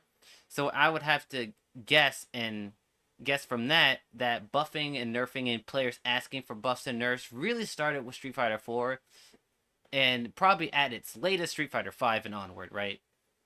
So like back then developers were just making their games, dropping it and saying, all right, do what you can, right? But now we're in the space where the internet exists. Everybody can give their own opinions very easily.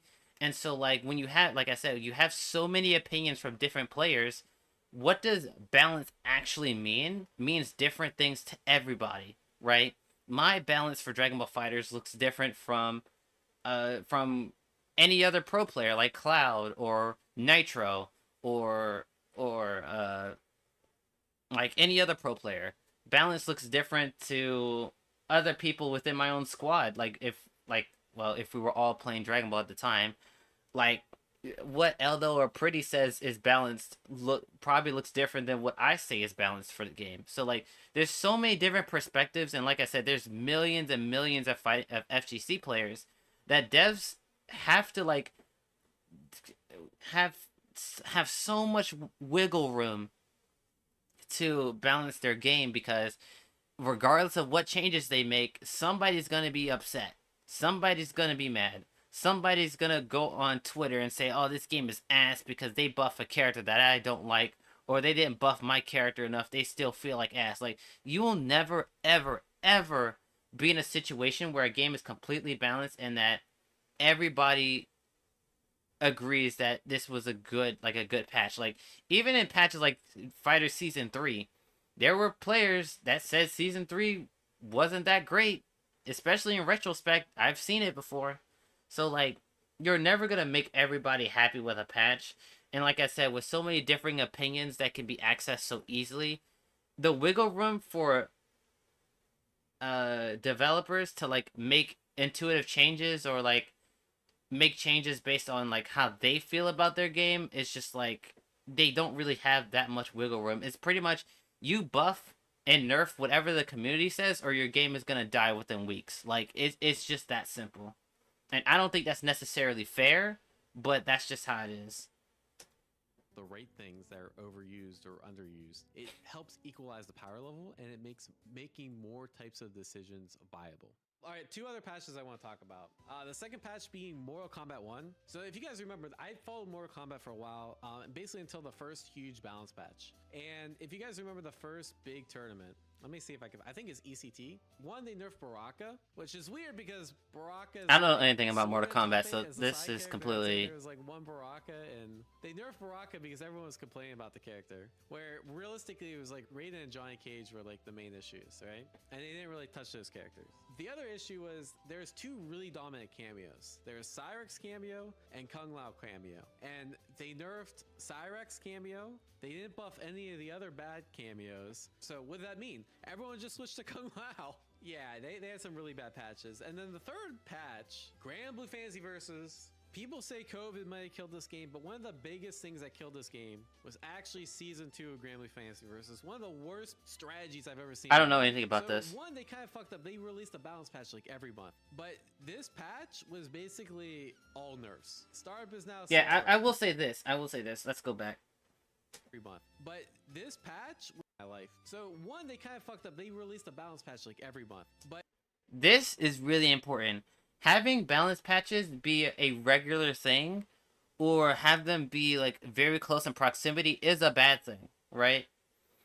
One of the things that I actually really liked about Fighters in Season 2 is that Fighters only had 1, I think, or 2 major balance patches, and the only thing that they did in between those balance patches is just bug fixes and character, like DLC characters. And I think that was so much more healthier for the game because of the fact that the meta could develop and had the potential to develop, right?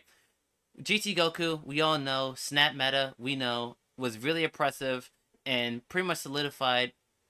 GT was solidified pretty much like after month 1, right? But let's just take GT Goku out of the equation, right? Look at how many characters, in my opinion, skyrocketed in Season 2. Even without any like drastic major buffs, or if they got major buffs, it was within those 2 patches that released that year. Base Vegeta increased in popularity. Base Goku increased in popularity. Android 21 increased in popularity. Android 18 increased in popularity. Actually, let me look at the roster because I want to be sure about this. Fighters wiki. So let's look at the character roster. So in Season 2, I remember Base Goku being more popular. I remember Base Vegeta. I remember Teen Gohan increasing in popularity as well. Season 2. Base Goku, Base Vegeta. Gotenks was here and there. Teen Gohan was here and there. Android 18, Android 21. Android 16 was getting more popular as well. Janemba was season 2.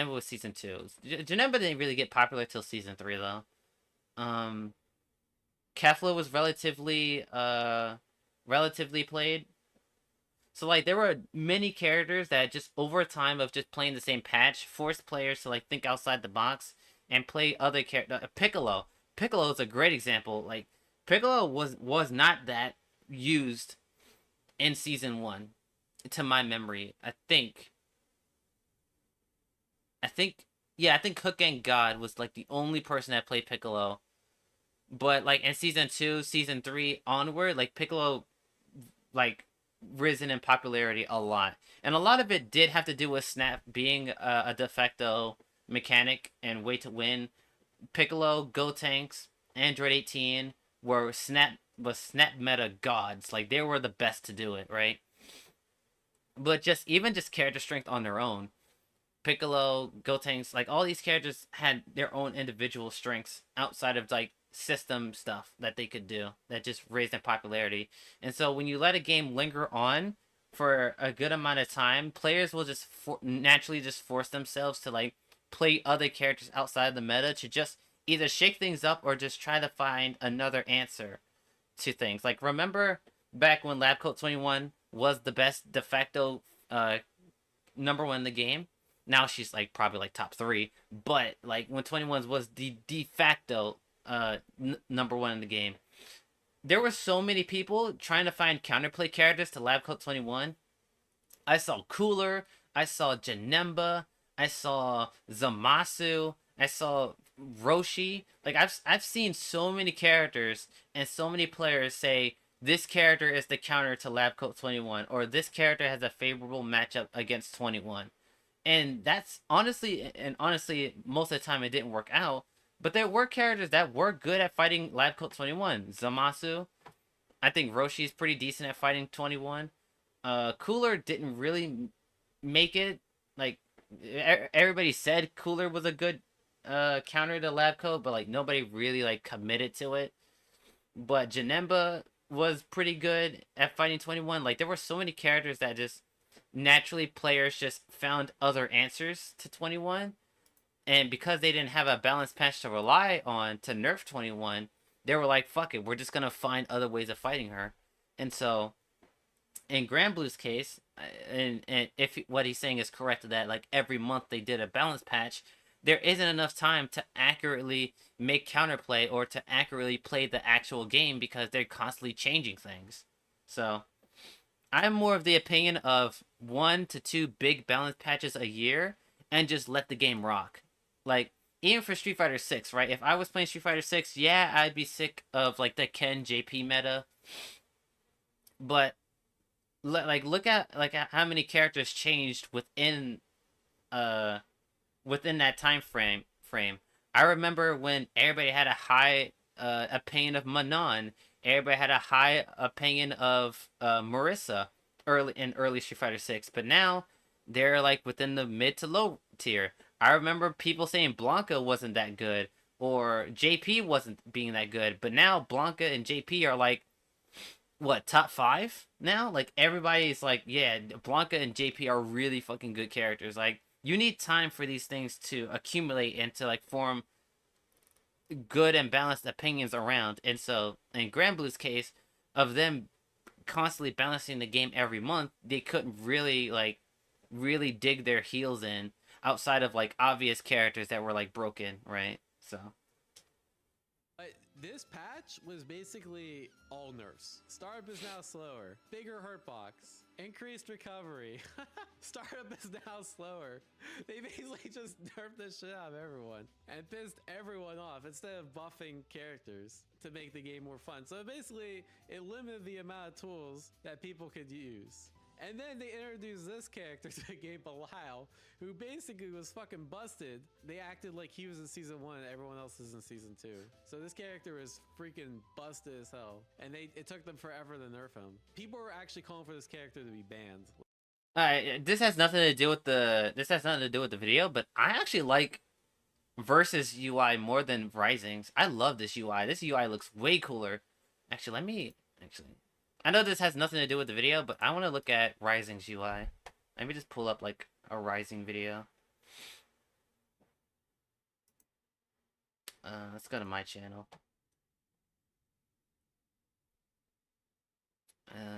Granblue Rising.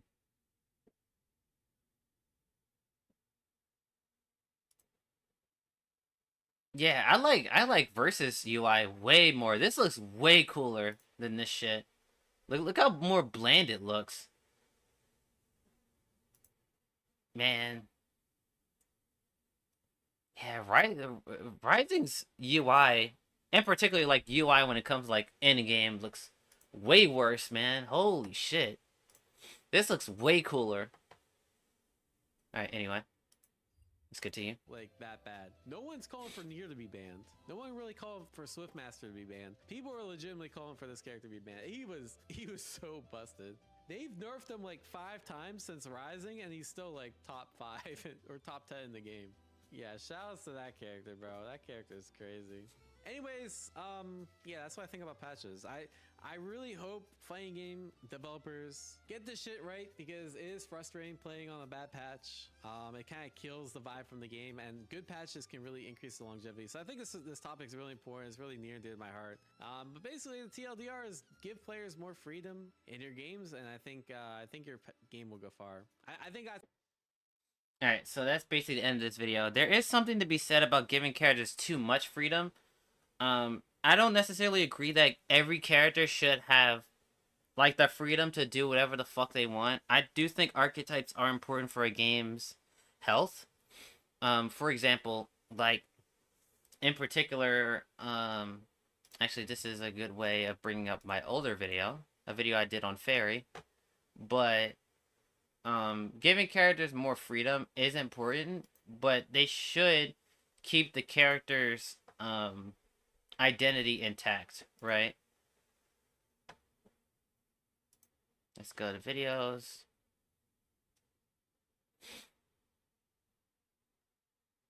Right here.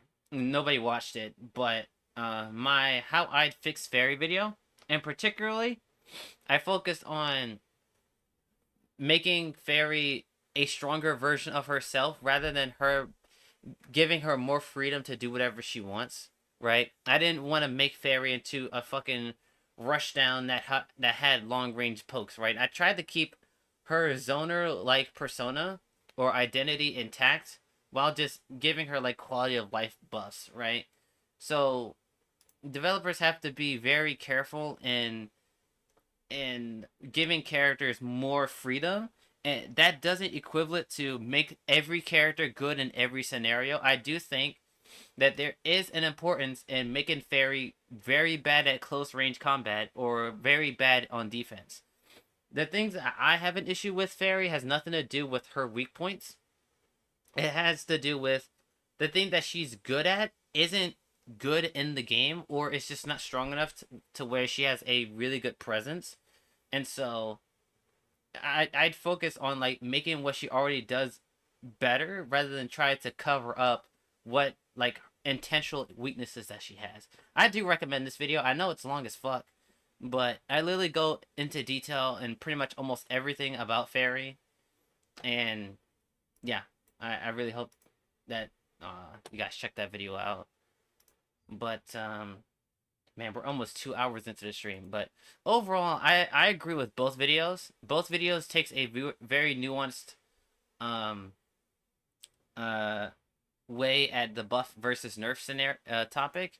I do think that this video is a lot more well researched and way more convincing rather than this video. But I've seen Diaphone streams. He's way more, like, casual when it comes to, like, discussions, but he is very knowledgeable on fighting games, and so nothing that he said in particularly is wrong. But you know, I would just say that this one is just better when it comes to this topic.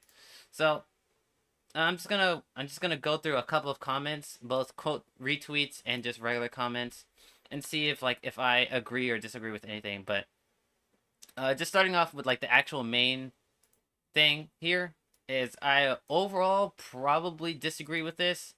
Like I said, particularly this point, is not the fault of the video. This is a perspective change because of how big the FGC has grown. It's not filled with people that, at least from my perspective, the FGC before probably like Street Fighter 4, like I said, Street Fighter 4 is pretty much like where people mostly agree that was like the cornerstone, or like the change, like the biggest change in the FGC, like when it comes to like game design and everything.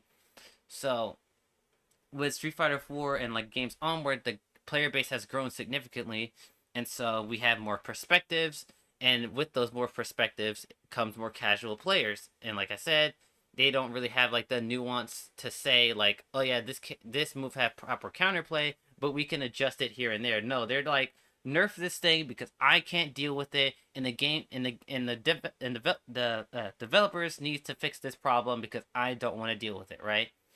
This video did not call for that. That perspective changed because of how big the FGC grown.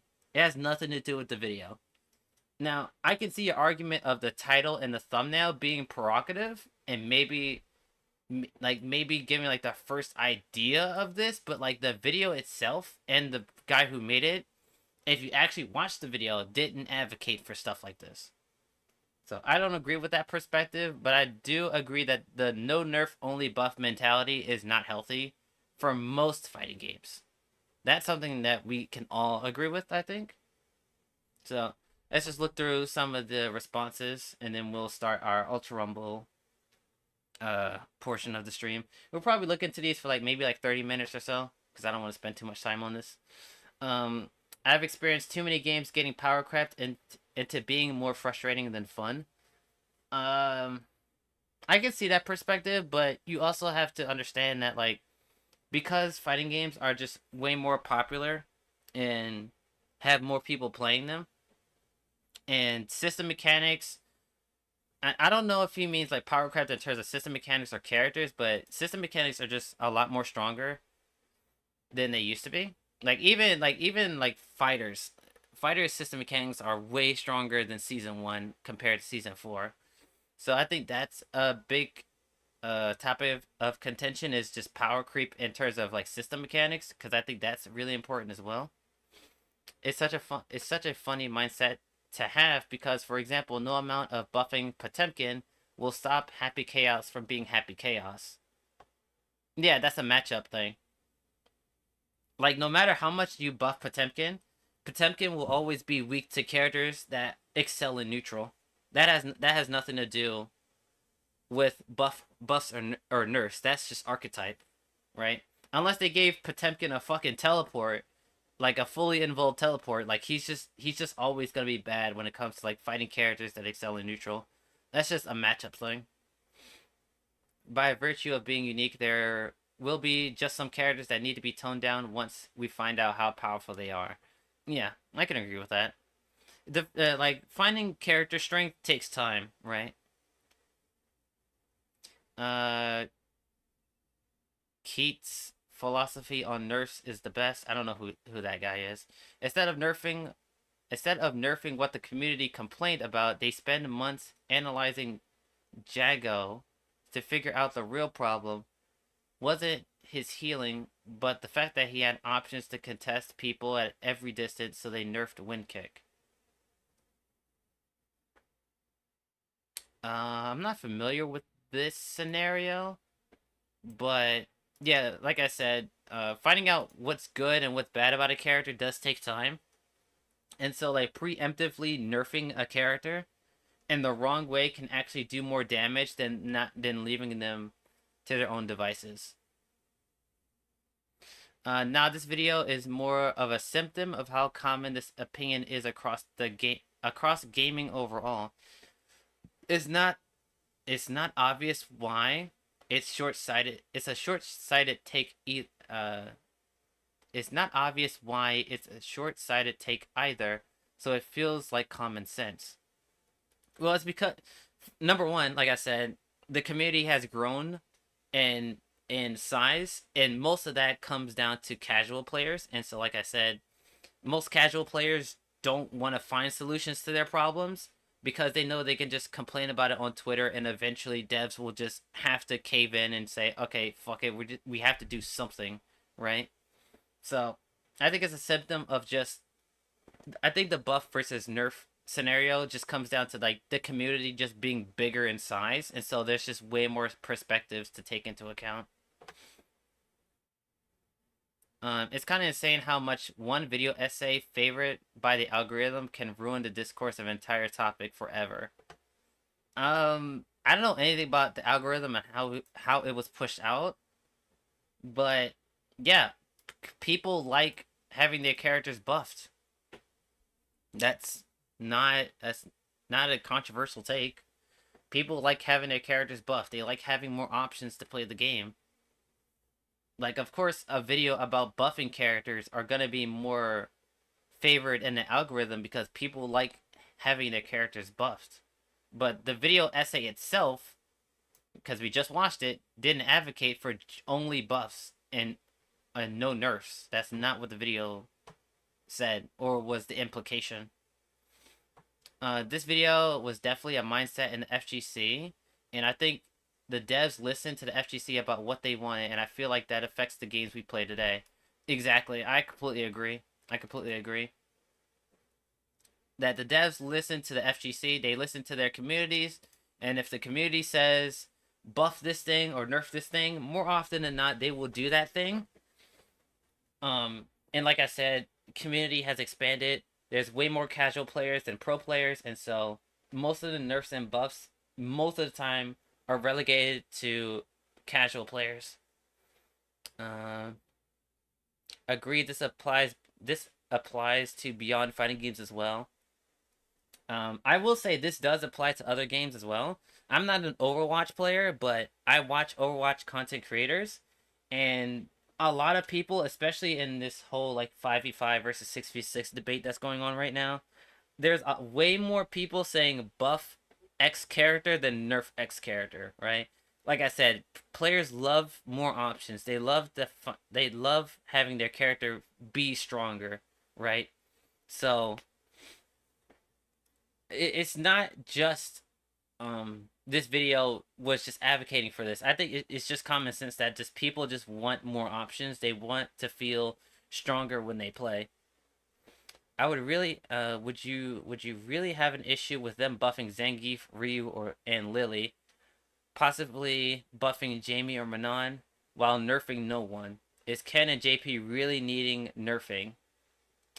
I'm not too familiar in the FG in Street Fighter 6 meta, and this is basically a year old, right? So perspectives have definitely changed, I would assume. But even then, even right now, Lily, Ryu, Zangief probably are in the lower tiers.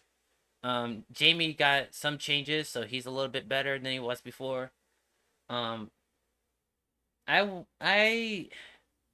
While nerfing no one, is Ken and JP really needing of nerfing? I think yes, probably. Like, I think nerfs are, even if the nerf is like more quality of life, I think nerfing is important to set a precedent, right?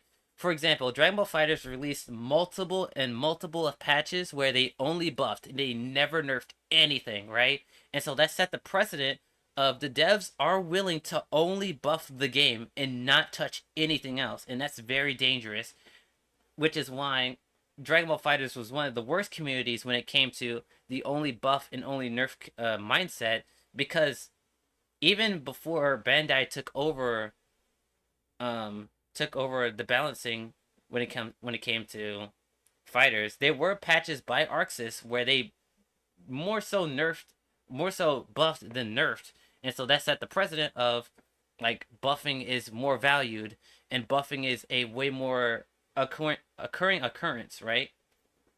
And so, like, if you don't properly balance the nerfing and buffing of characters in most patches, people are just going to assume, okay, well, they're not going to nerf anything, so just buff everybody else, and you don't have to nerf anybody else, right?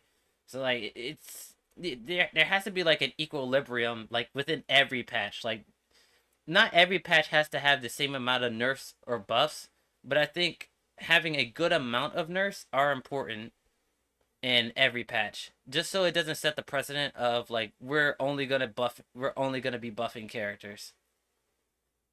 Just because I spoke of apples doesn't mean I don't know about oranges and bananas existing and liking them as well. Yeah, but, you know, nerfing is still important.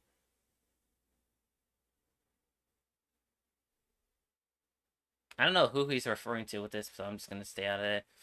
And then those same people complain at the highest level, those same people complain when at the highest level, a lot of games consist of mirror matches.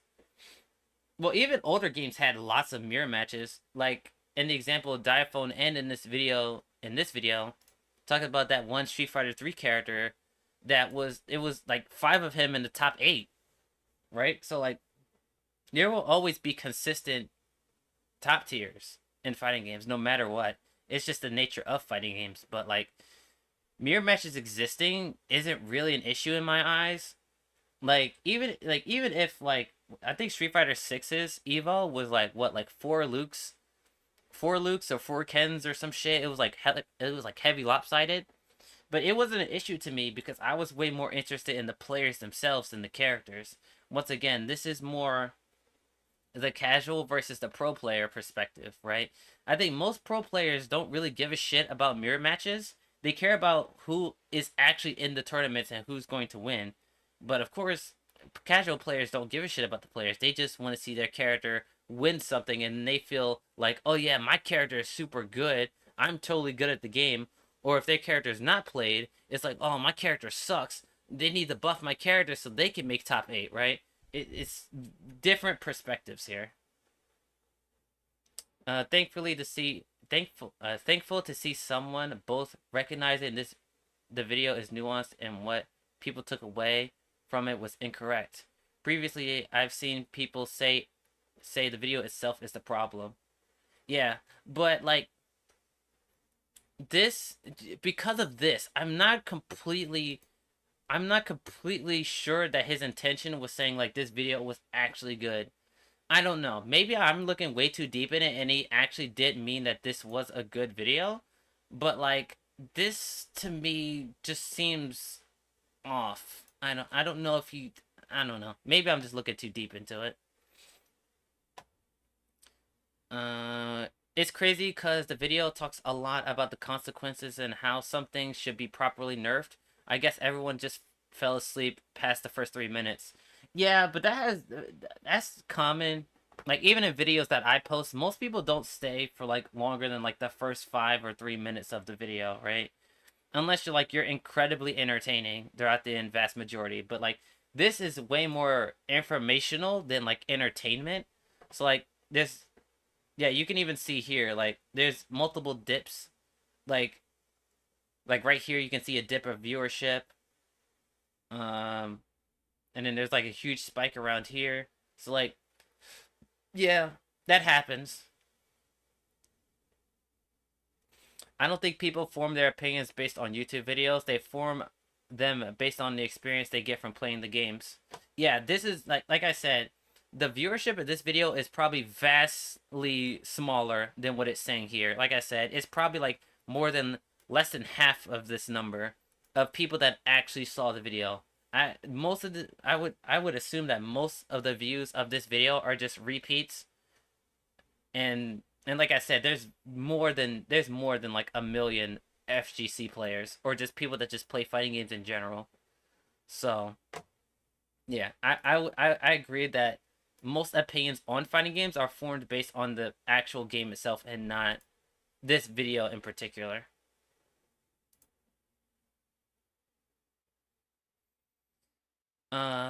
This is the same GC. What the hell does GC mean? That here somebody is not a fan of a mechanic and replies skill issue. FGC discussion is like pleading with people to stop throwing tortoises into the ocean.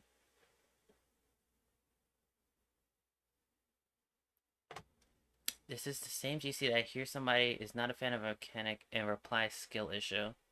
A lot of people do that. I'm not 100% sure on where I stand on that. No nerfs, only buffs was a take. I think he meant well before this video dropped. I think he's missing a word here. Was a take well before this video dropped. Wasn't a go take given. What the hell? What does this even mean? I think he meant give and take. I think that's what he meant to say. Wasn't a give and take given half. He spelled half wrong. Half examples of games where characters needed nerfs, but I don't even know what the hell this nigga's trying to say. But yeah, the opinion of no buffs, only nerfs probably existed before the video came out. I'm willing to believe that. If I had $1 for every time a video that had a nuanced take, wait, what? If I had $1 for every time a video had a nuanced take, cause a weird conversation with people who didn't watch the video or didn't understand the video, I would be able to go to any American hospital with no insurance and never have to worry. Yeah, yeah, it's very potent, sadly. Uh, you all, I'm say it once because I'm tired of this. Only buffing leads to power creep. You saw, and all saw it in Tekken 7's patch cycle. Just saying. Yeah, it leads to power creep. Dragon Ball FighterZ is another game that is a victim of this. Dragon Ball FighterZ buffed way more than it nerfed. Now, it made pretty core nerf changes, right? They've made several core changes like how assists work, how snap worked, GT Goku, Majin 21 got hit heavily, Super Saiyan Vegeta, Cell was pretty bad for a good amount of time. Like the Dragon Ball FighterZ didn't make a core nerfs to the game, but I would probably say like 70 to 60% of FighterZ patches were all buffs, and so it led to power creep, and so now every character can two-touch. Every character basically has access to 50-50. Every character can TOD you with 1 bar or less. Every character has at least 1 or 2 good assists. Like, power creep has vastly increased in Dragon Ball FighterZ. This take is older than the video. I think it first became a talking point when Skullgirls was in development, since it was a huge, that was a huge design philosophy. I actually am not sure. I don't know about this. I wasn't around for Skullgirls like original run, so I don't know.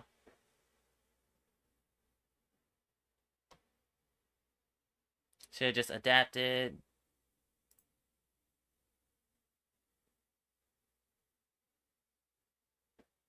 FYI, what's sad is that Gerald made an excellent companion video to this that way less people watched that explained how a nerf actually made Ryu more interesting in Street Fighter 6.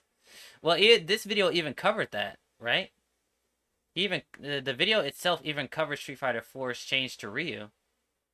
If we can bring it up. I believe this is Street Fighter 4? Yeah, they talked about it here. So it's not like this video didn't talk about how nerfs are important to fighting games. It is that there is a bias that like buffing is overall more healthy for a game, but it's not like this video. Like this probably like whole section was talking about how nerfing can be and is important to fighting games. It was not like the video never talked about it. No nerfs, only buffs equal homogenized and boring game. Yeah, I agree with that. And buffing Dragon Ball FighterZ, and I'm gonna continue talking about FighterZ because it's the game I'm most experienced with. But Dragon Ball FighterZ has a huge homogenized issue.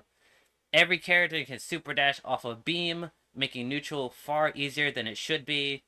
DPs being vanish cancelable. Key blast invul moves.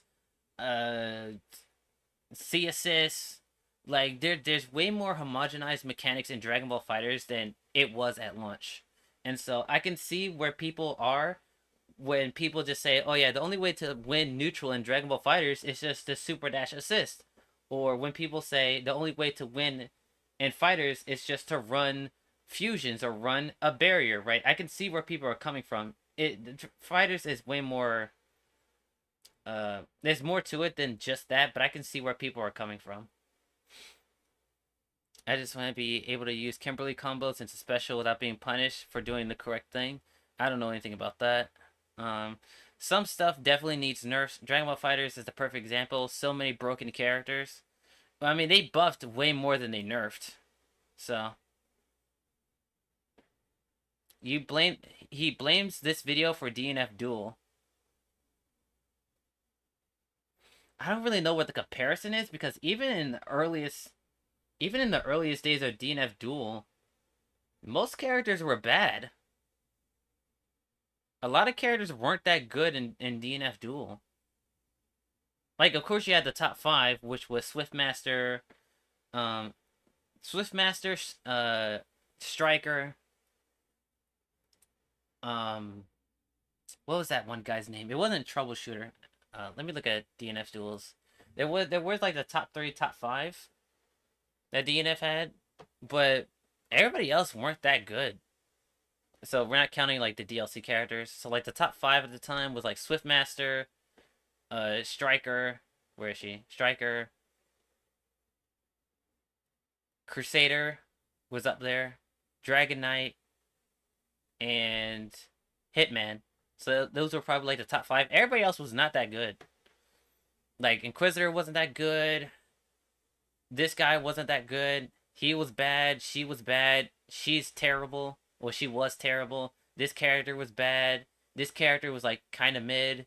Like a lot of characters weren't that strong in DNF's like early days. Like nowadays, like pretty much every character is really good. But like early days, like it was only like 3, 4 viable characters, and like everybody else was just like bad. So like I don't really understand that one. Everyone's forget these words. When everyone's super, nobody is. Yeah.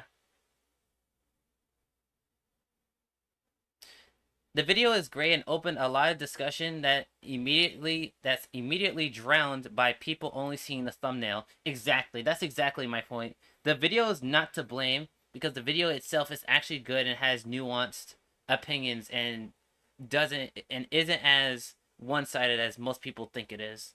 I agree. The thumbnail and the title didn't do the video any favors when it comes to like perception, but the actual content itself is good. We'll probably do like 2, 3 more of these, and then I'll go through these, and then we'll start playing Ultra Rumble. My issue is that the ratio of characters buffed to the characters nerfed in most games. Yeah, the issue is the ratio. Yeah, like I said earlier, I think it needs to be more balanced. I think it needs to be like more of like a 60-40 or maybe like a 30-70 split between nerfs and buffs, rather than like in fighters where it was like literally like 1 or 2 buffs. Oh, not 1 or 2 nerfs. Like in the most recent one when they nerfed Vegito, like Vegito, what was it like? Vegito got nerfed. 21 got nerfed. Actually, no, 21 got buffed, actually. Hold up. The latest patch nerfed Vegito. Actually, what did... The Vegito is like the only character I remember that got nerfed. Hold on. Hold on. Was Vegito the only character that got nerfed in the latest patch of Fighters?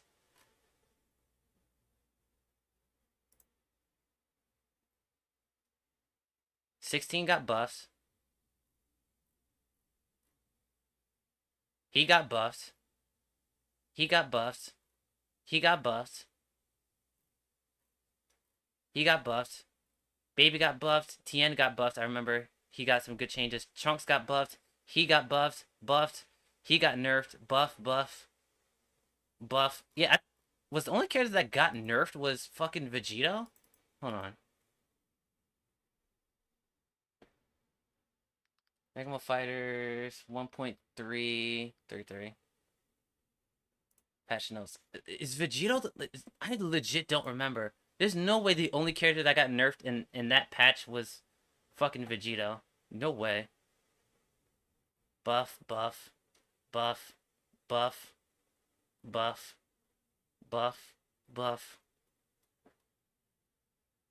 Heavily buffed. Buff. Yeah, I think... Bro. Like I said... Bro... The only character that got nerfed was Vegito. You serious? The last patch we had only nerfed Vegito. Everybody else got buffs.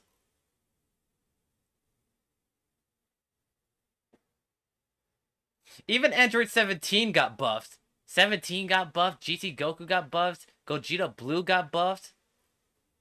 Yeah, the ratio in Fighters is so skewed. Fighters has one like the worst nerf to buff ratios I've ever seen. Yeah, she even got buffed. They buffed this piece of shit. They buffed her. What the like, yeah, I agree with this wholeheartedly.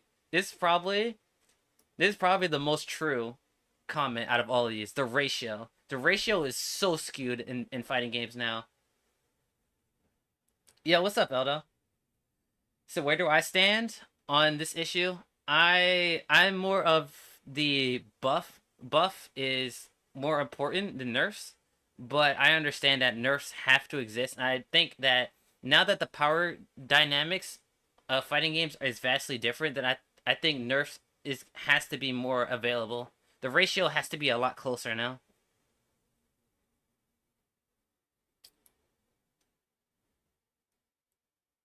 I talked about this earlier on stream when I was watching the video, but because of people, there's way more players in the FGC now. It especially they're more casual.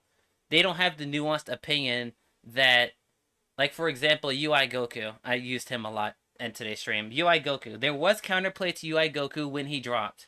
He was a very strong character, but there were ways you could fight the character because of circumstance with all of the tournaments being online and most players playing versus on him online. There wasn't really any like wiggle room for most players to say, okay, this is how you fight the character, because he was just such an online character, and like that's one of the reasons why he was played so much in tournament is because he was so valuable online and he was just strong in and of itself. But like nobody really took the time to like learn how to fight UI Goku, and so when they nerfed him, like they never buffed him again, like ever. Like UI Goku is like the worst character in the game now because of the damage he did to in season 3. Like they will never buff the character ever again.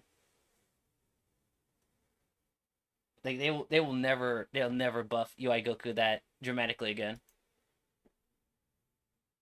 And that's mainly because of most casual players didn't like fighting UI Goku because he was so good online, right?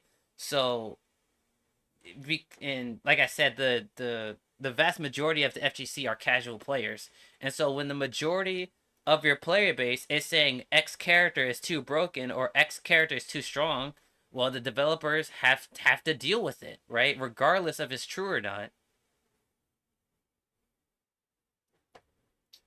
The ratio is a little fucked. Yeah, the ratio in Dragon Ball FighterZ is some of the worst I've ever seen.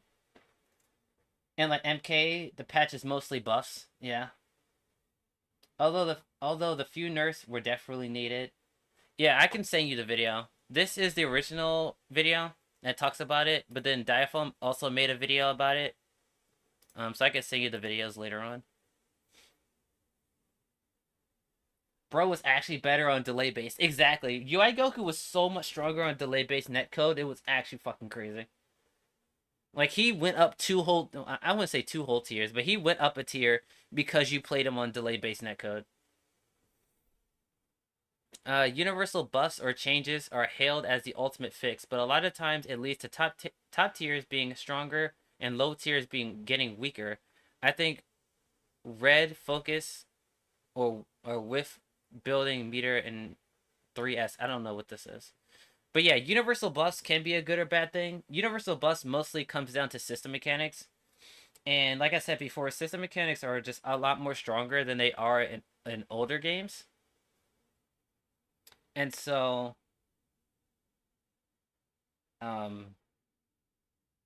like when it comes to like fixing system mechanics, it affects everybody and it's just way more important. As much as the FGC don't want to say it, yeah, most of the FGC is casuals. Yeah. Yeah, I would argue that 80% of the FGC are casual players. It's only the top 20, maybe top 10% are people that actually play in tournaments. And I would argue that the people that actually go to offline tournaments is less than 10%.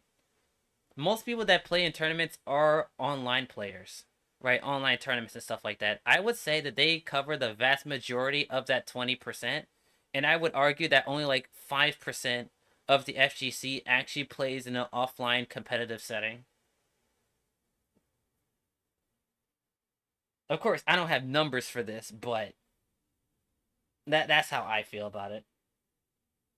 And that's how some characters in fighting games like First Noon Sabat and MK11 was top 3 online and probably top 10 offline as an example. Yeah, exactly. Yeah. Alright, we're gonna do I'm gonna do some of the quote retweets and then we'll start playing Ultra Rumble. Because I've been talking about this for almost 3 hours now.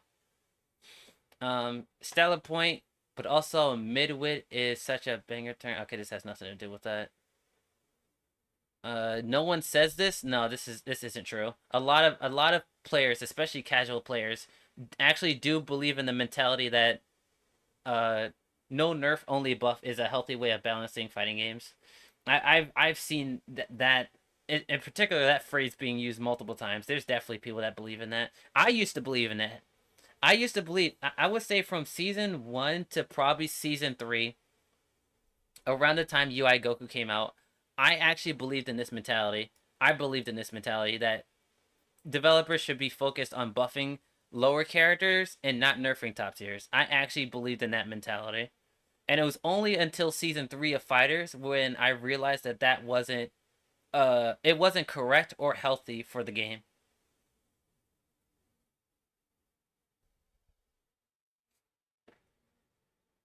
Yeah, because online is so much easier than needing to find a place to run tourneys. Exactly. Yeah. No nerf only buff I feel is a bad way. Yeah, it's not a healthy mentality. It's not healthy. It's not healthy and it's not nuanced. Every single fighting game is different. Like for example, season 1 of Fighters definitely needed more buffs than nerfs, whereas example with Street Fighter 6 doesn't need that many buffs in comparison, right? Most characters in Street Fighter 6 are playable. They have their own gameplay style. Their gameplay loop is functional and fun to play. It's just that Street Fighter 6 needs little tweaks here and there, right? Even the worst character in the game, like Lily or Manon, only needs like little tweaks, like little tweaks to make them more viable. They don't need like an overhaul. Like for example, in Fighters Season 1, Beerus as a character did not function. Beerus was garbage. Like he was like shit. He legit could not function in Dragon Ball Fighters. Like Beerus needed an entire rework, right? It took place over several years, but Beerus needed an entire rework in order for him to function in Dragon Ball Fighters. More modern fighting games like Street Fighter 6, I don't know how it is in MK, but Tekken, like most of these games, Grand Blue vs. Rising, like these games don't really need that many buffs to make their characters good. I think overall the developers are good at making the characters. It's just that like little tweaks here and there is all they need. Just little tweaks here and there. This is a good example of why media literacy is more important than ever. This person is right. Yeah, the video is way more nuanced than the title and thumbnail shows. That's why I say character or move needs adjustments now. People think my statement is valid rather than just complaining, obviously busted things. Yeah, I think, yeah, I would probably say adjustment is probably a better term for like making changes. I don't disagree with that. Only few Street Fighter 6 characters needs buffs. Honestly, besides nerfing Luke and Ken, the game, if they just tweaked it a bit, would be in a good balanced state, and is now to an extent. Yeah, I would probably say like the biggest characters that need nerfs is Luke, Ken, JP, and DJ. I think overall, the outside of those characters, like you just need like little tweaks here and there. In MK Dash's main, Natera has crazy mad combos but bad damage, and really negative moves. Just change that and she'd be so much better. Well, the thing is, it's like there's a difference between buffing. How should I say this? I talked about this earlier, but developers should be focused on making characters a stronger version of themselves rather than trying to get rid of their weaknesses. Like for example, Nintara, you talked about how like she has crazy combos but bad damage and negative moves. Well, if I was to buff the character, I would either tackle one of those things, not both, right? If you gave her good damage while having good combos and less negative moves, she would be just too broken, right? you would have to like choose whether or not it's more healthy. Like for your example, I would probably say like keep her crazy combos, but keep her bad damage and maybe like tweak her frame data a little bit, and then that'll be fine. But like some people just like want their character to be good in every scenario, and that's just not healthy for a game. That's why Shotos being top tiers is one of the worst things that a fighting game can do, right? Look at Street Fighter 6. The best characters in the games are Shotos. Why? It's because Shotos, by their definition, has to be good at everything, not great, right? They're supposed to be beginner characters that teach you how the game is played. They're supposed to be good at a low to mid level, but really difficult at a high level. But guess what? Luke and Ken are overpowered and have overpowered numbers to where they're great at everything, right? Not rather than good at everything. Like Shotos being good is like the worst thing that a fighting game can do. Like it's one of the worst things that can happen to a fighting game. No nerfs, just buffs. In a time where we just had 6 out of 8 grand finals mirror matches at EVO. Yeah. We already talked about this this one. I wouldn't doubt for a second that one person at Arc System Works saw this and rapidly nodded and taking down notes while ignoring the really good points that Leon Macy makes.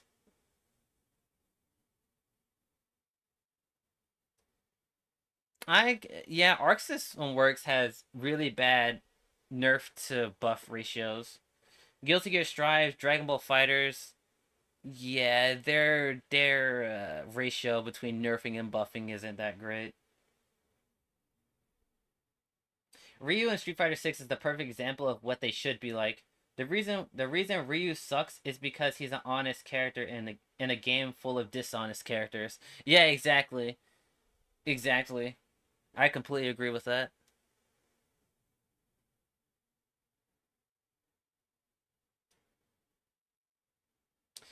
The one thing, the one and most important point Gerald made at the beginning is that everyone misses in this video is that buffs and nerfs should aim to make the game more exciting to play.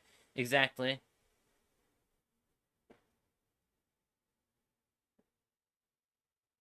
I agree with that.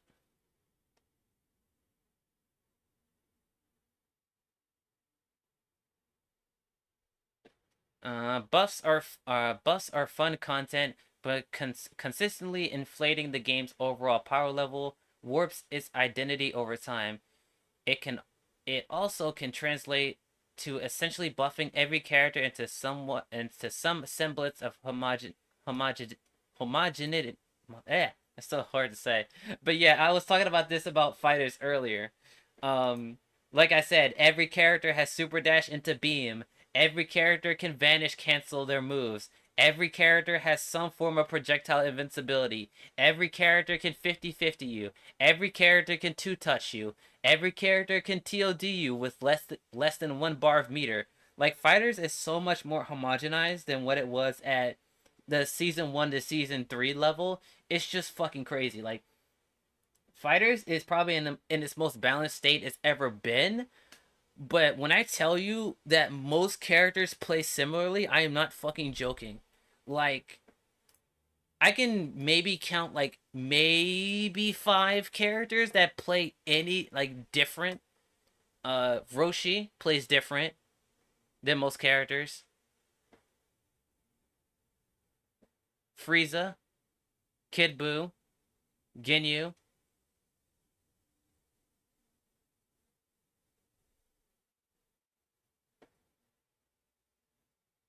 I would probably say Trunks is there too.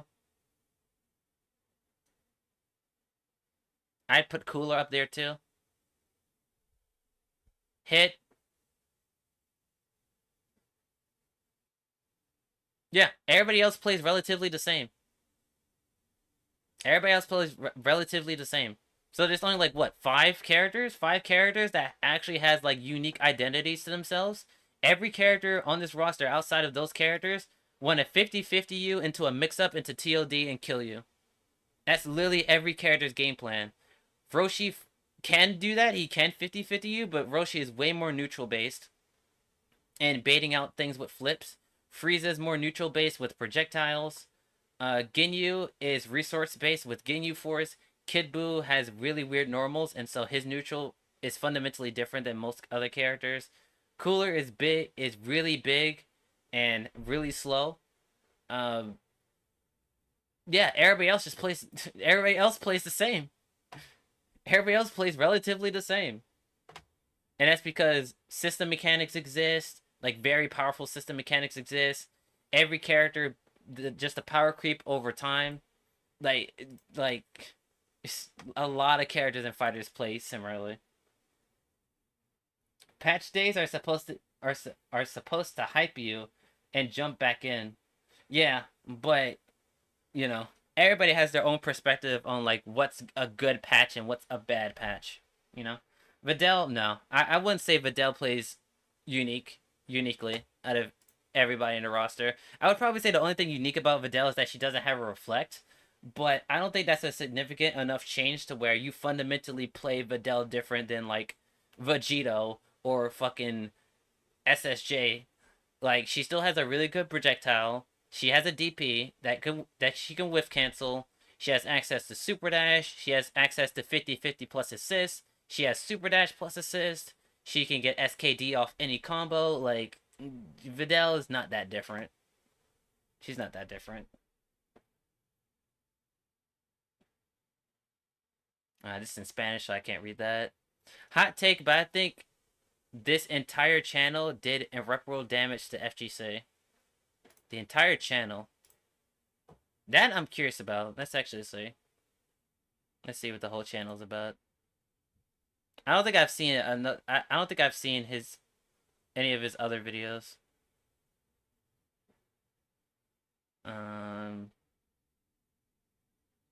Two types of gamers. Honers versus innovators. Korean backdash. Hard reads. Why fighting games are worth it. Side note, why button mashing works sometimes. Why motion input still exists. Why rollback netcode is better. Why getting bodied is good for you. Fighting game commentary. I don't think I agree with that. All of these topics seem pretty inconsequential. If not just like interesting things to talk about.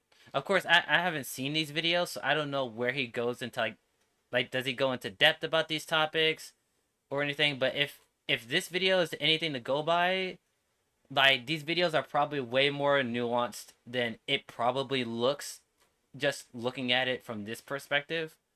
Like, for example, like where is it? This button, not button.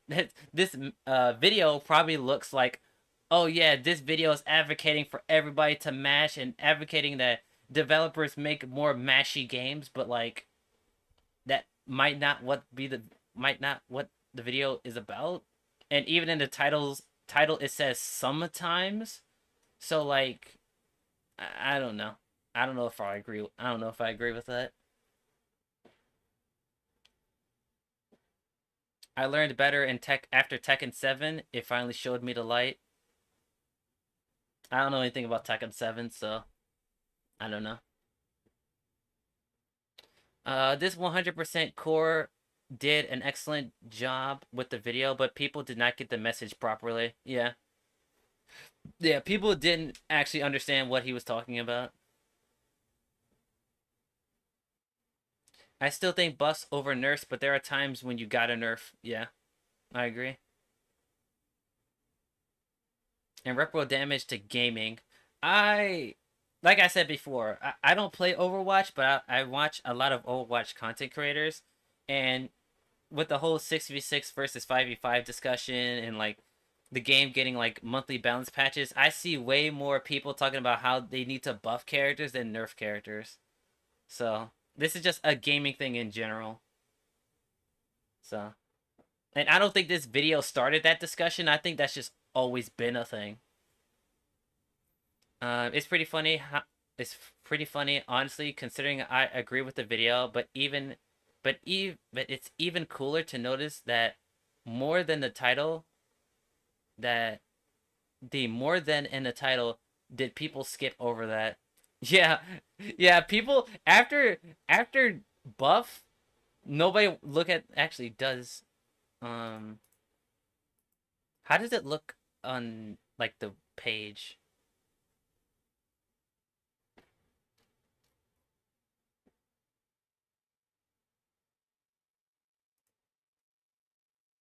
Okay, it shows the full title here, but like when it comes to like I guess it could be like the title is cut off, maybe like on mobile or something, and so like the full title isn't there. But yeah, it just seems like after like we should buff more, and then nerf, and it just got cut off. Like people just didn't look at the title more than that. It's kind of funny to think about. Such a shame that the nuance behind the video was lost, and we're now sort of in an era of buff everything. Nerfs exist for a reason, and some recent fighting games have shown that buffing nearly everything and not nerfing much of anything has its own set of issues. Yep, fighters, like I said, had that issue. Yeah, fighters had that issue.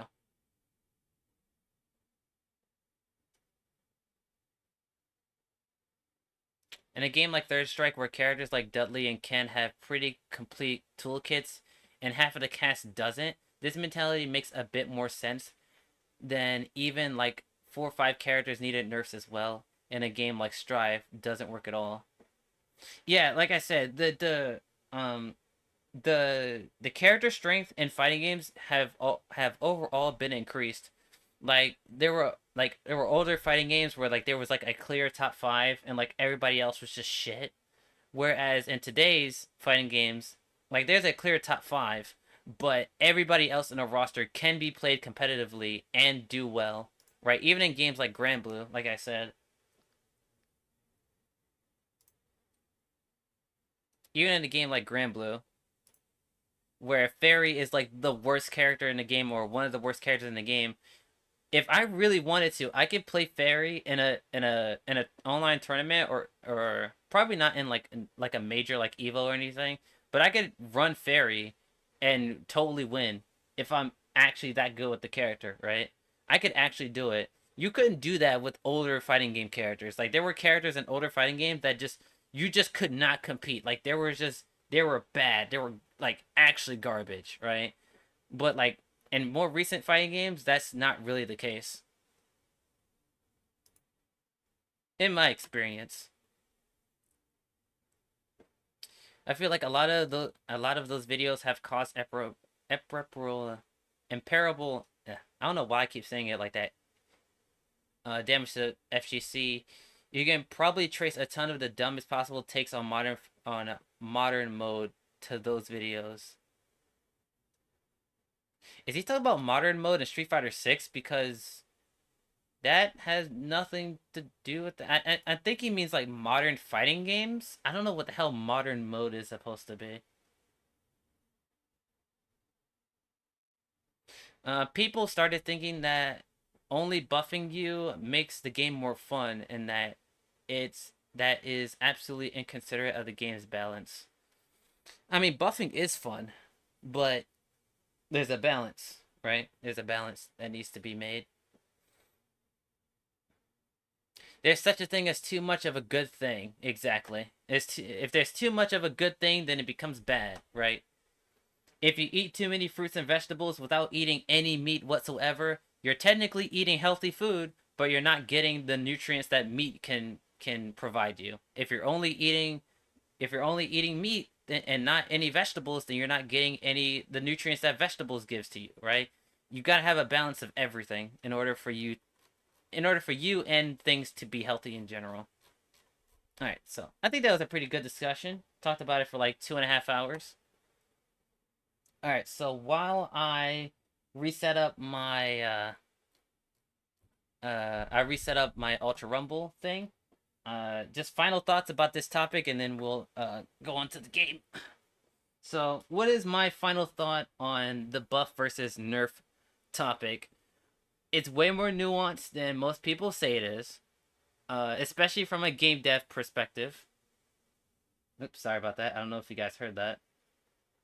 But like I said early in the stream, I think when it comes to like balancing a fighting game, it's way more nuanced and way more difficult than it used to be.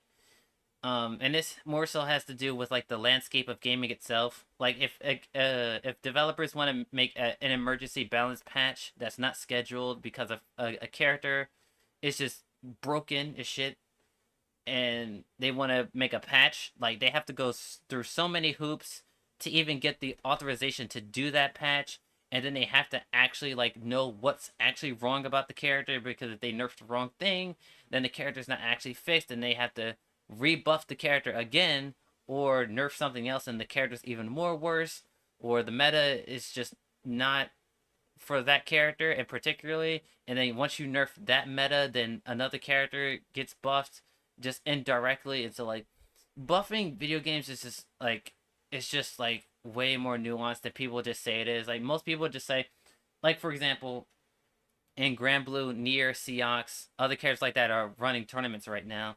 People are just saying, oh, just balance the game. Just nerf Nier, nerf Seox, and buff everybody else. Like, it's that simple.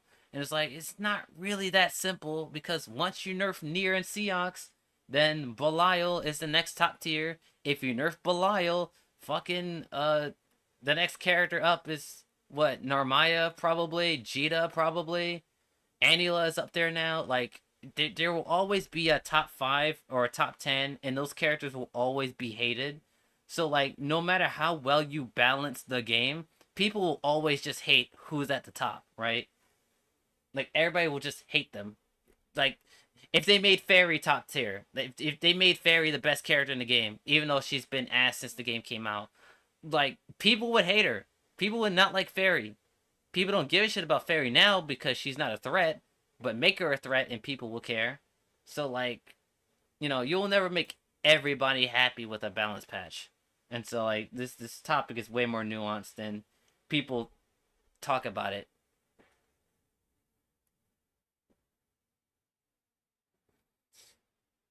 Unrelated, but Dog Kendrick dropping 3 disses on Drake in 4 days is insane. I don't know what's going on. People are talking about it, but I don't know what the hell's going on. Alright, I'm gonna take a quick, like, 5-minute break, and then in the meantime, I'm gonna switch games. Or I'm going to switch my perspective to the game. So just give me like 5 minutes, and then we will come back with some Ultra Rumble. So I'll be right back.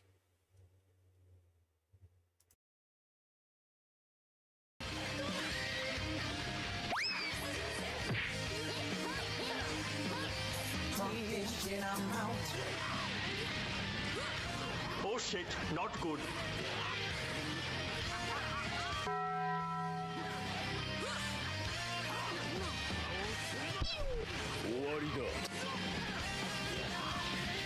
Tactical nuke incoming!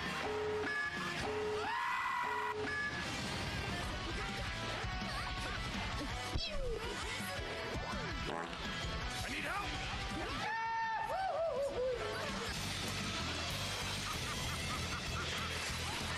Dumb ways to die. So many dumb ways to die. Funny, but here I am at the end, and suddenly all I can think about is what a coward I've been towards Carmelita. If Carmelita was here, I'd tell her straight out how I feel, and quit playing around. Put our professional differences aside and see if we can make it work. That'll never happen now. Hold on, Pigtail. Sly trying to slide to the DMs? Yo, facts. Carmelita is a baddie for sure. Sly got good taste, you know? She can arrest you anytime? Bro, Dash is a furry? Hello? You'll need a ride out to the restaurant. You'd be a furry for Carmelita? Shit. My man, this is thirsty, bruh. No idea, but I'm dying to find out. Oh my god, he actually talks. Lily, we know there's at least 2 things waiting for us out there. And second is your dad. I can't imagine what adventures we're in for This nigga has a dad? We're glad to have your eagle eye, Eugen. Yep.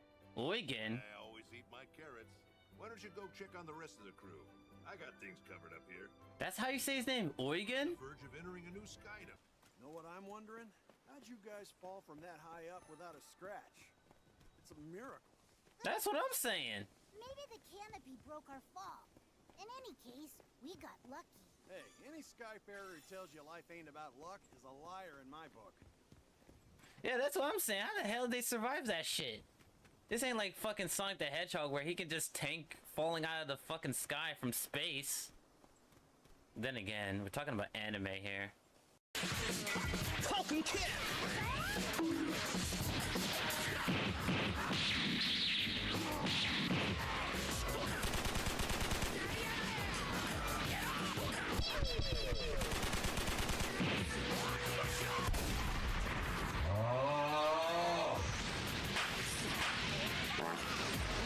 Biden! Black!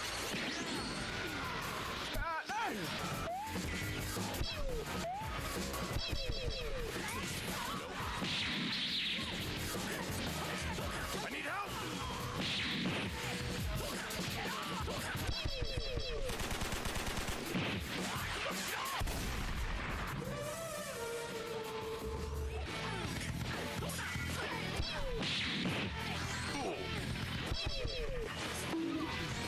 My mind's telling me no, but my body. So, True wanted me to hit on skip it about boop. Yay.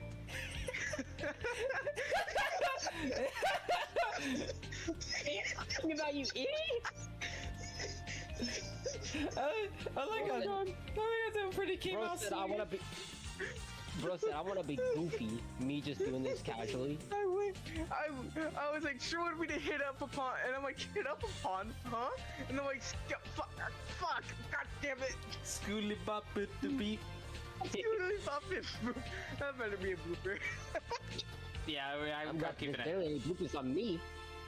Oh, I'll find. I'll find one eventually. You made it. You made him bring out his main team. Now you got him tight.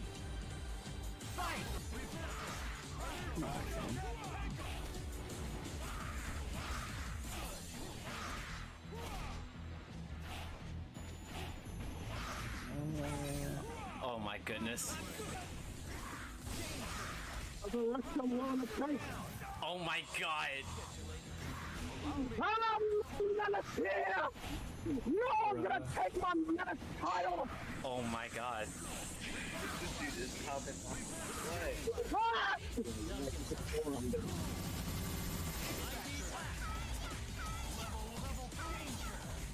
That loops into itself? Fucking marble!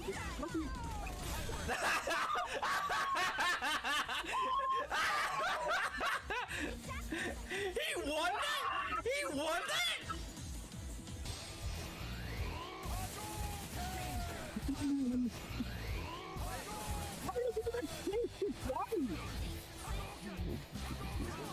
Oh my god. Oh my god. Oh my god. Oh, you're dead. Never mind. Now you're dead. Nick.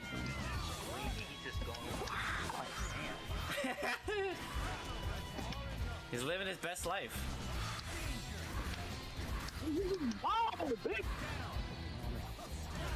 That's the only game that I played recently that wasn't an anime, but Street Fighter. Good. I love Street Fighter. Wow! Damn! I want to I'm tired. Did she Damn.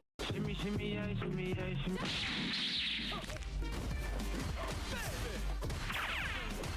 Oh no!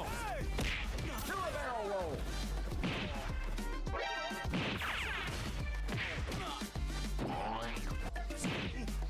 Huh? Barrel roll. Oh no. Shimmy, shimmy, yeah, shimmy, yeah. Nope. Barrel roll. Give me them toes. Shimmy, shimmy, yeah. Barrel roll. Help me. Help fucking kid. Yes. Barrel roll.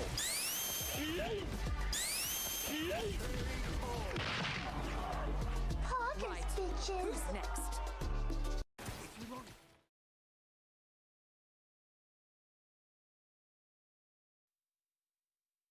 Okay, I'm back. You guys miss me? Probably not.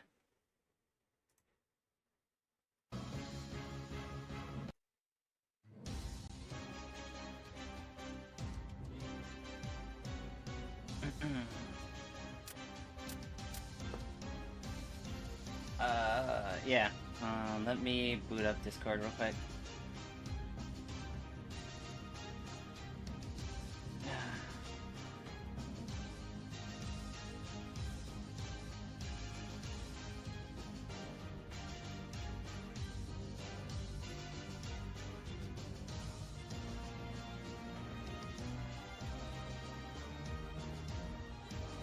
Howdy, sir. Yeah. What's up?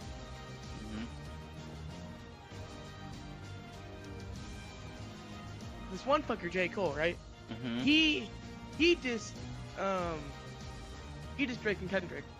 So Kendrick responded and said, "Nah, fuck both of you. I am better." Damn. He said, "Fuck the big three. It's just Big Me." A bar from the song True was, "Fuck the big three. It's just Big Me." Then That's kind of sick. Drake responded, and J. Cole said, "Nah, I'm not gonna hop in this shit no more." And then Drake responded with AI. And then What? Kendrick responded. And then Kendrick dropped another song like 2 days later. And then fucking like 10-15 minutes ago, Kendrick fucking dropped again. He will not get off Drake's head, bro. Nah, true. You wanna know how crazy this Kendrick diss shit is? This sounds so petty. On one of Kendrick's previous songs, he exposed Drake so hard. Drake low-key might have another kid we don't know about. Oh. Hey. And on the one he What? just dropped, he talked about the kid diddler allegations he had like a year ago. Bro is on his head, and it's so fucking funny. Yo, True, hold up, look at DMs. I have a meme that Pretty sent me that perfectly summarizes it. Look at DMs. If you're not in the game right now. This sounds so petty. It's so fucking funny. I would have never guessed that Kendrick was the biggest fucking hater. Oh hey, Aiko, guess what? You weren't magnificent, Drake. I shall forget you for as long as I live. Damn. The Dom was cool. That's crazy. The Dom was cool, Aiko. The what? Are they talking over you? The what? The Nadam was cool. Alright. Who do I want to play? That's a quick explanation. I haven't played Momo in a while, so. The big old Zayla war. It's been a minute. I can't remember what that is. The big old war they have on the set. Yeah. Oh, that No, you was... see, True. Huh. The funniest part is one of those Kendrick disses dropped like less than an hour after one of Drake's songs. But the funniest part, True, whenever you get the chance, watch the RDC World skits. Oh my god, they're fucking hilarious. Bro, they're so goddamn funny. That's true. I'll watch those. You gotta watch those. What? I said when you get the chance, True, you gotta watch the RDC World skits. That's around this shit. Okay. They're so they're top tier. On God. I mean, RDC World is like, they're like the funniest niggas. RDC World is funny. They're like the funniest niggas on the internet, so like. I'll make sure to create something useful for my teammates. Not true. When the first response Kendrick made, right? because Drake used AI in one of it. So, for context, Wait, Drake he used AI. Oh my god. Okay. Drake He already used lost. AI He already lost. for Snoop Dogg and Tupac. Why? Because he's a fraud. Nigga, you got money. So in that's crazy. In Kendrick's response, he said, "Am I fighting ghostwriters or AI?"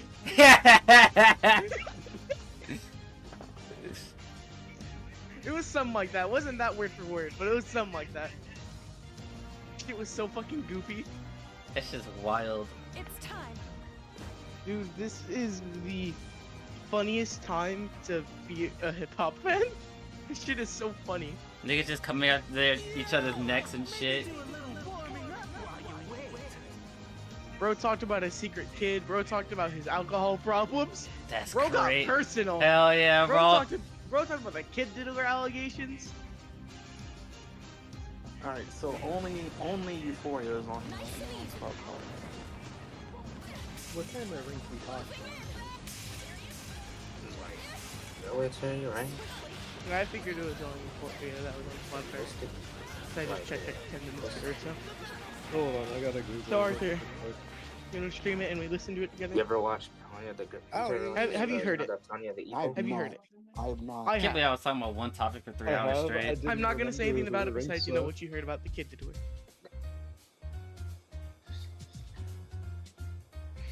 Man, where'd I Not like us. Also, I have D&D in like half an hour, so I probably won't be here that long. That's crazy. Corporal always sounds nice.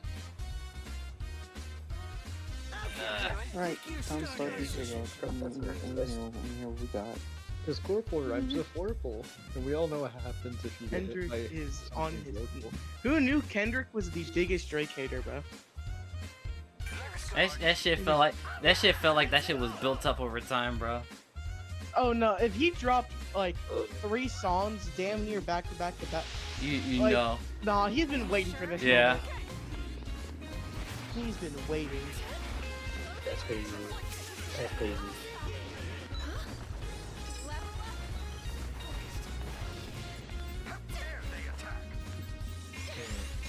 Why is he all the way down there? God damn it! Oh my god.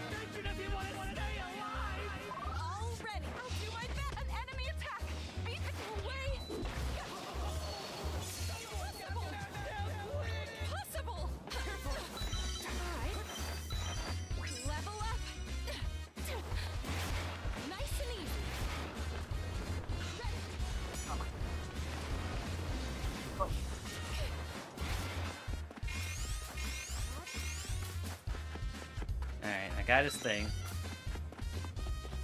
Alright, where the fuck is the All Might? Alright, fuck it. I'm heading this way.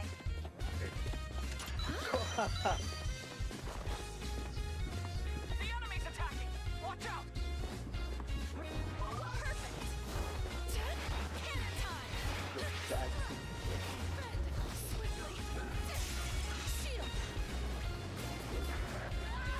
Damn, that actually goes through my shield? Goddamn. Woo!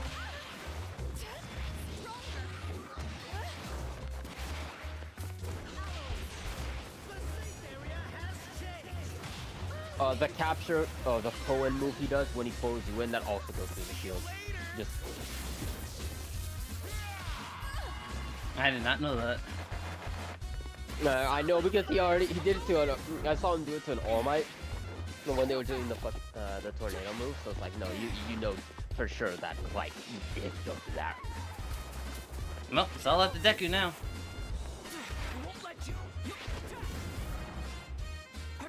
Will he be cooked? Oh no, he's cooked. He's fucked.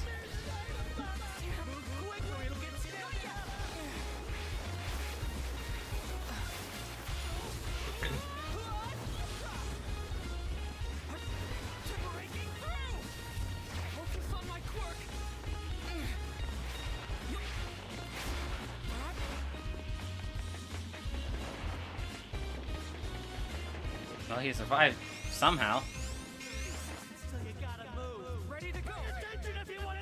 He's so screwed.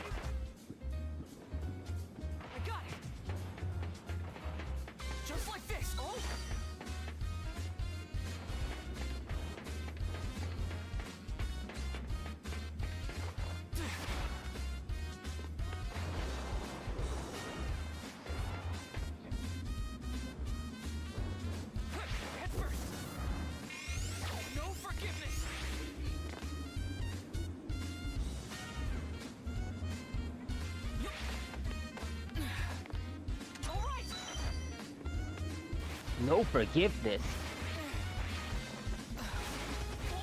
How did he not see that?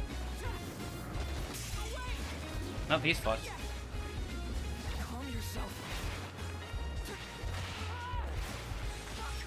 Yeah.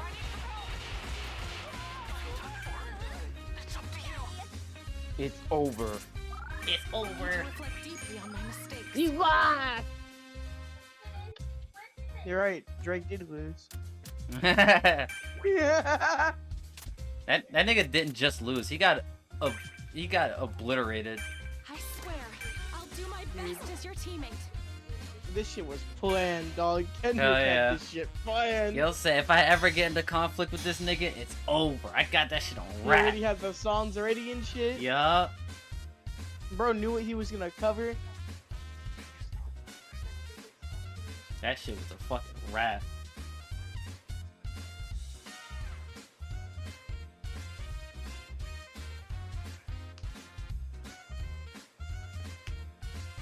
Yeah. No. We did do custom matches once.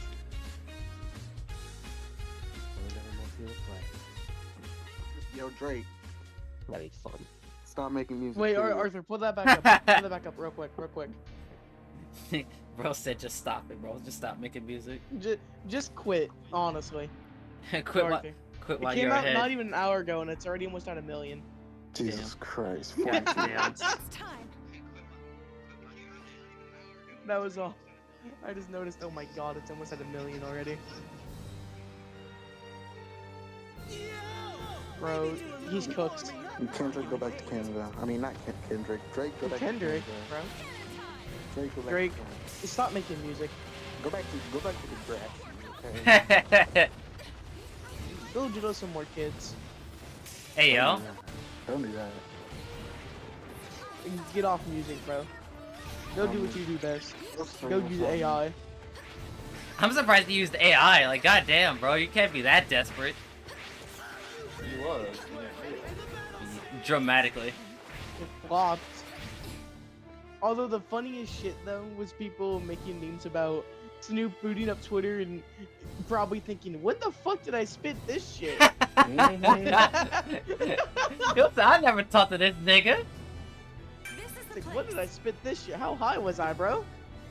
That nigga was high as a kite.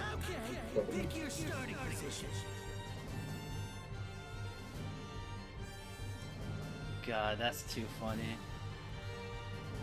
I had no idea that shit was even going on. I was like, what the fuck is everybody talking about? This has been going on for like almost like a month. A month. At this rate, yeah. Yeah, because like a month ago, J. Cole dropped the first thing, and then the Metro album dropped, and then it just kind of went from there. Who is this? Oh. Oh no. Is that you blind? Oh no. North of Pole.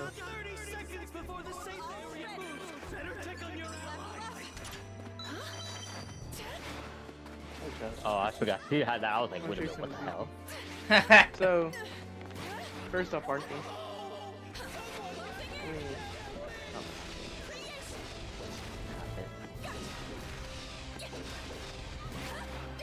Fuck hard mode. That's all I gotta say. So in order to unlock the ones where I'm guessing you can kind of figure out by the name. In order to play as them, I think I have to beat all of them. Yeah, that's over there. These are hard as fuck. You know what the hard part about hard mode is, right? It's hard. No items. Oh. Alright, I wanna show I'm gonna you- go over here. Hard. Which summon do you want to see me fight? What are your options? Here's the The item ones there. you can read on screen. I can't because I don't have my glasses on and it's too far away. Titan, Phoenix, Alexander. I am just gonna fuck. Jada, Muhammad. I'm like, Fuck this shit, I'm out. Are they falling? I want to show you a goofy. No. Oh yeah, I hit max level. Oh, sick. worth looking at. I want to get another bag. I think there might be some in that gold chest over there. I need to get Cloud's best weapon. It's in the final chapter.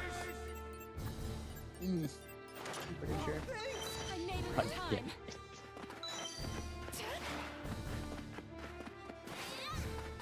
And I saw another one.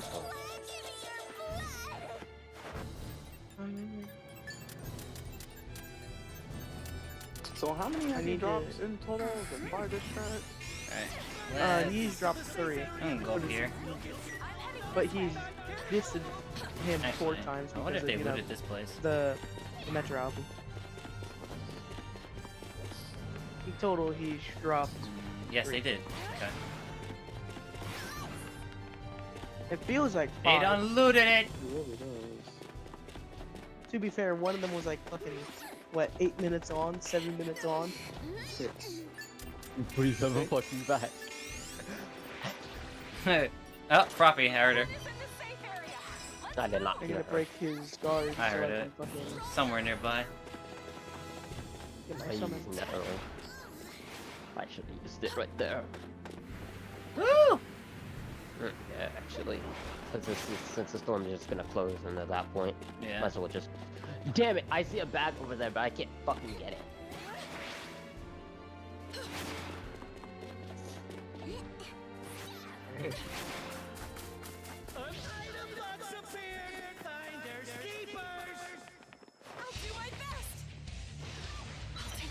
Oh, here's a bag over here. Oh, there's a frog. Oh, okay. Okay. There's a Dobby property nearby.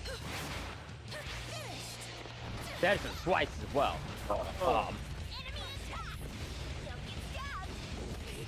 Shit, I ran out of fucking shots.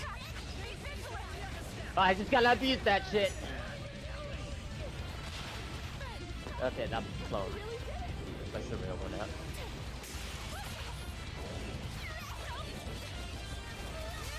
You gonna fight? Yeah. Just one. Okay, yeah, I'm running. Fuck. Well, that one. About as well as I expected. I tried running, I didn't see a Deku. He literally came over the hill and shot me.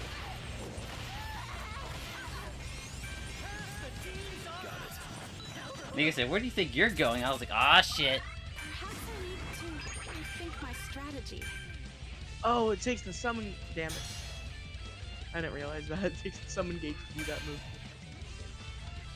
I should have run the moment I saw trouble. I'm gonna retry. I don't think I can get the summon gauge back. Well, now I know. Now I know it takes summon gauge.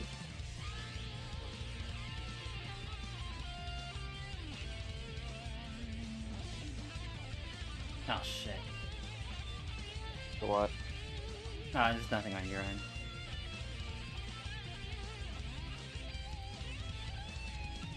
That wasn't canon art, but this is the canon one.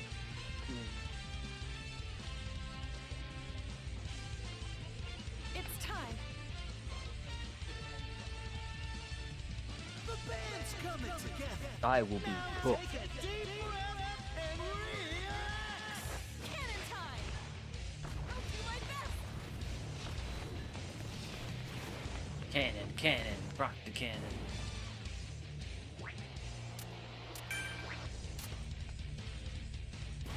Oh, she doesn't get more shots, that sucks.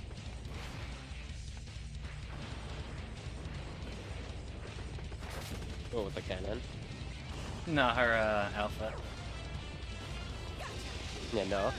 You definitely want to level up the cannon first, because then you just flank them.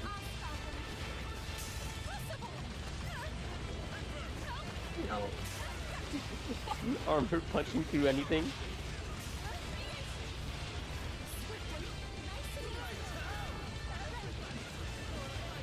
Oh, that's right. I'm pretty sure after I do the bait, I can do like... Yeah, you can shoot them. If they don't recover, I can always shoot them once. And if they don't recover at all, I can just fucking keep pelting them with shots. A little combo there. A little combo wombo.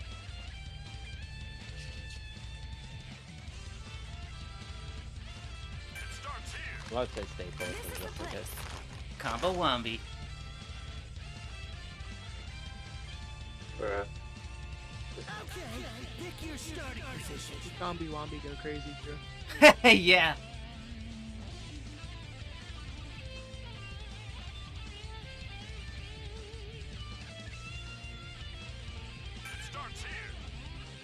Oh, you only got a Dobby to deal with. Yeah, you want to jump Okay, them? where's his part? Yeah, his partner's probably gonna be really close. So I don't know where they are, but they have to be close. Are you sure? Oh, he's already making a break for it. He ran. Yeah. I did leave first. Yeah. The bro shows up.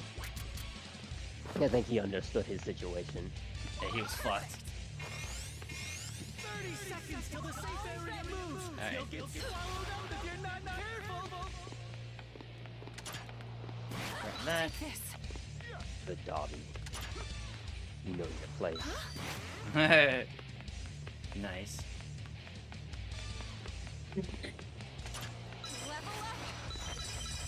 Okay. Okay.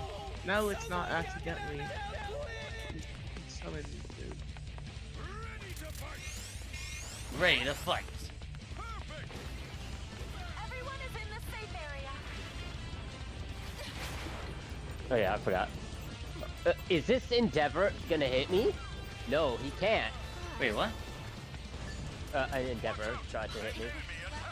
Alright, I'm coming. Is he fucking basically dead? Yeah, I think he is. Oh. Where the hell did he go? Oh, He went Dobby. up in the air. Dobby came back.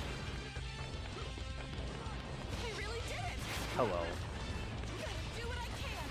I can. Since it's going that way, I'm going to. No, he couldn't reach me. Well, it's like I got a team shield, team full heal. I'm gonna use that. Just while you're getting attacked, so you can still keep It's fighting. Goofy Man time, Arthur. What's up? It's Goofy Man time.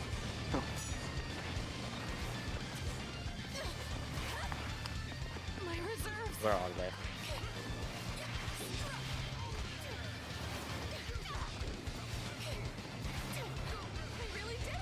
Ha ha ha ha ha!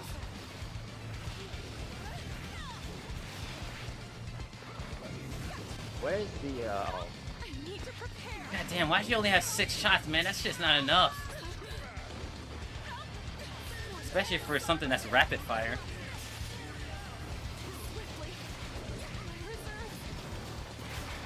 I'm gonna try to heal up.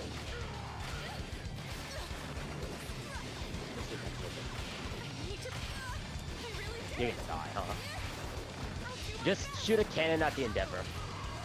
Yeah, okay. Gilgamesh? I'm gonna come over to you. Is the Dobby still? Yeah. Fuck.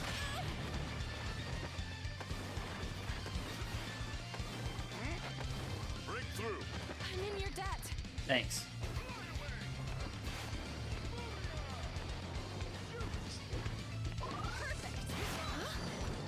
I really did it. He's I over gotta there. watch this move. This move do too, so. Oh shit! Somebody's there to get healed. Everyone is in the safe area. Reserves. I'm gonna. Alright, it's time to watch I the gotta run. funniest thing in the game. Swiftly. That won't work. Woo! Woo! Help! Help me! Oh god! Where are you? Barrett. Bro! I got jumped by an all-mountain mount lady, bro. I was like, bro, I need to heal. funny, You yeah. saw my ass on 180. You see this, right? He thinks this is his turn. Oh, did you miss the funny move? Yeah. You missed the funny move. Arthur, he thinks it's his turn. You missed the funny summon move. I'm sad. That shit was mad funny. As soon as fucking she went giant, I was like, I am so fucking screwed. I could have leveled up my my things first. I think I'm good. Oh god, that was too funny.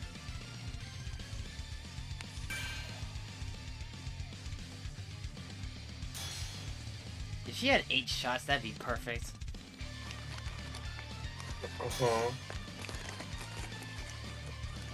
You don't need that when you got the cannons. It's time. Yeah, but that shit takes time to set up. If you're in the middle of a fight, you can't set that shit up, man. You're just gonna fucking die. What are you talking about? You knock them down with the alpha, then you do the cannons to catch them on wake up. Not if it's on cooldown.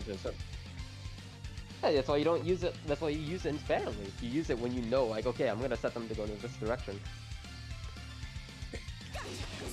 Because they're not gonna fucking stay in the area where the cannons are. They're gonna go somewhere else, and then you just link them for wherever the fuck they're gonna go next. Just You ever watch a big ass robot guy to comics? What's up? Dead.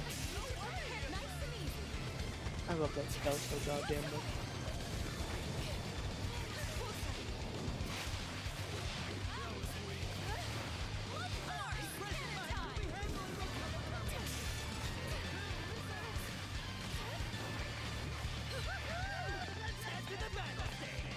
Alright, I've got D&D soon, so I'm gonna pop out.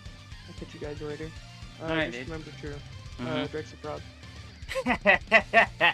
Yeah. This is true.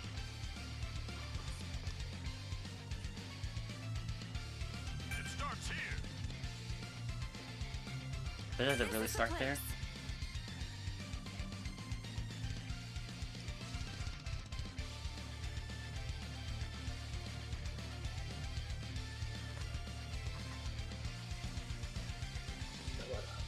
Okay, pick your starting position.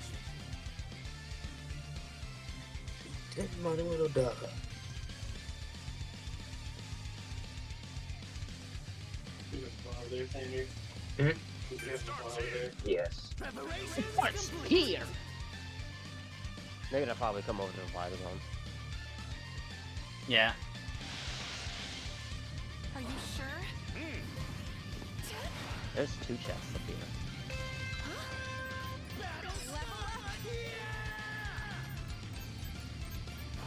Alright.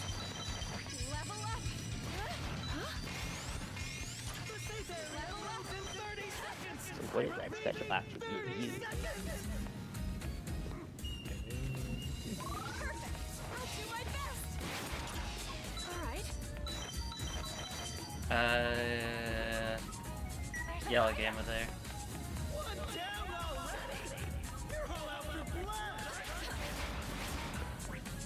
I don't really have many healings. So I'm just gonna grab that. Level up. Alright. That. Everyone is in the safe area.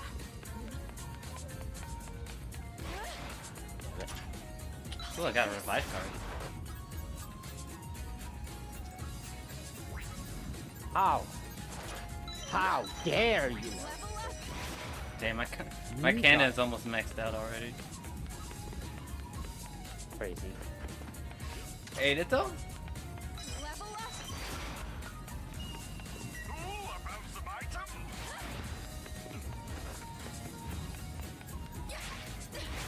I found an item.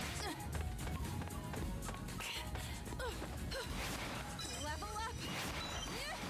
If they ran into you, they'd probably be dead. Like, they'd probably be, like, fighting for dear life. Because those are, like, 2 queens. Yeah.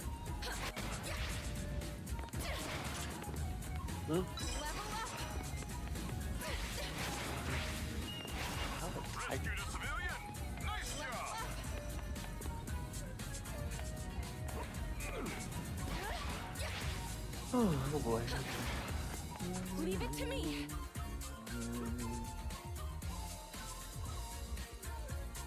I thought I was gonna overshoot it. I was gonna be so pissed. This fucking. Yeah, I've got a question. Hmm? If you're still here. Huh? I've got a question. Why is there only two 2 required dungeons in Stormblood so far.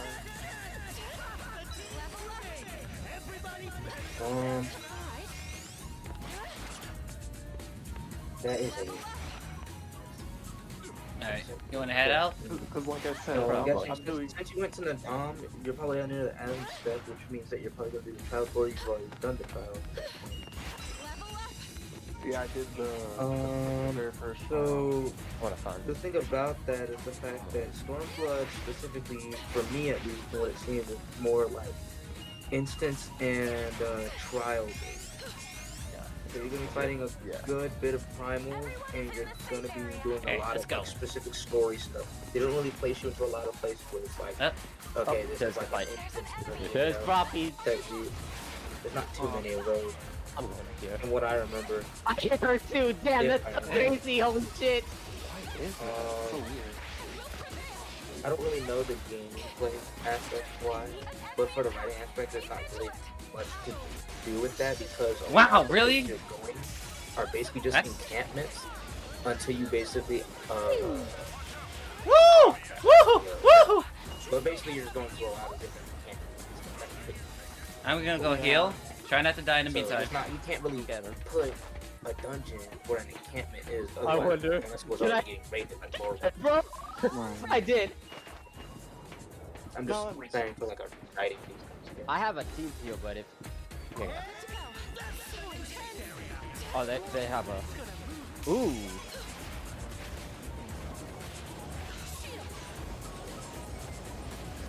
Like, I played the game for so Alright, I'm coming towards you. Like, if I'm doing a dual I'm gonna I can tell when it's about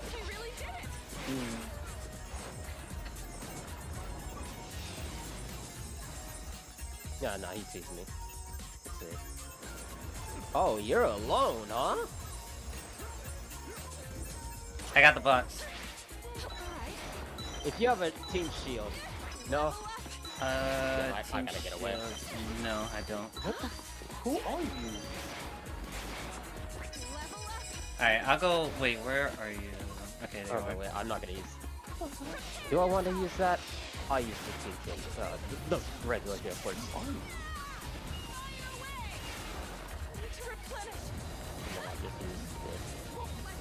What the fuck? Where'd he even go? Oh, there he is. Wait, is that the... Ha ha ha! Who did I fucking... Oh no, I didn't hit him.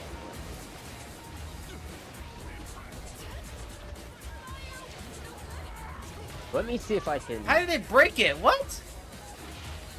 Oh shit. Okay, I'm full. Oh my god, bro. I've got another question. I don't know how it broke my cannon, but it did somehow. So I'm over in Prison Lake. God, I hate this character. You know what that is, right? And there's this. What's up? Remind me again where that is. Like it's right past. Y'all gonna fight me? They're screaming about Ultra Rock. Holy shit! Hold on. You know what? I'll you just guys stream don't mind. some. Okay. Hope y'all don't mind. Bro, the visual noise that fucking Shigaraki does is so annoying. I literally can't see anything when he tosses that shit on the floor. Alright. Now go ahead. I couldn't hit him once. So I'm gonna send this to you. Okay.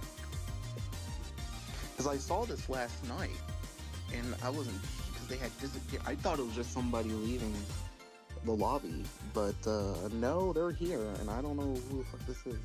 I should have focused on the fucking city so that they can revive the other. I couldn't even focus on that because the motherfucker just covered the entire floor and I couldn't see anything.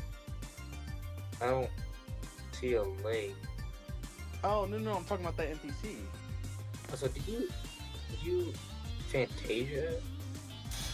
Looks like you did. I might be thinking of somebody else. Fine. I'm just trying to figure out who the fuck this is. It looks like a player. It's not. You clicked on them? I can't. It won't let me. It's saying why can't I not remember? Because like I saw this character last night, and it was nighttime in game, and then she just disappeared. Like she faded away, but she's still here now. These games are going pretty abysmal.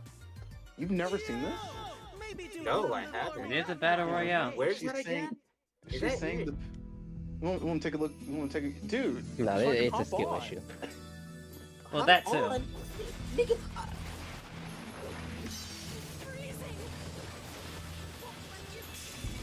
They're saying the Alright. it's Dog, you saying- said hop on. I've got no means to play. Oh my I literally bad. have nothing to play on. I'm talking on a fucking iPad. Oh my fault, Literally, I come into like I don't even know. Like, no, not yet. I thought it was gonna get it yesterday, but apparently now it's saying it arrived on Wednesday. Yeah. I'll go here. It's crazy, right? I didn't know, my fault. Alright, I'll go on the bridge. And, let me look at the map. Hold on. I'm guessing. Wait. Judging by the music, I mean, you're still near as we step, right? Oh, she vanished. It's a good thing I landed on the bridge, that way I can just I'm jump right off. outside as we step. I'm on the other Yeah, side. you might have to fight just a little. Yeah, a little bit. I might have to travel there myself once I get my shit back. And Oh, obviously it's so get weird. my She contact. just vanished. I know Bakugo came this way. I want to look it up, but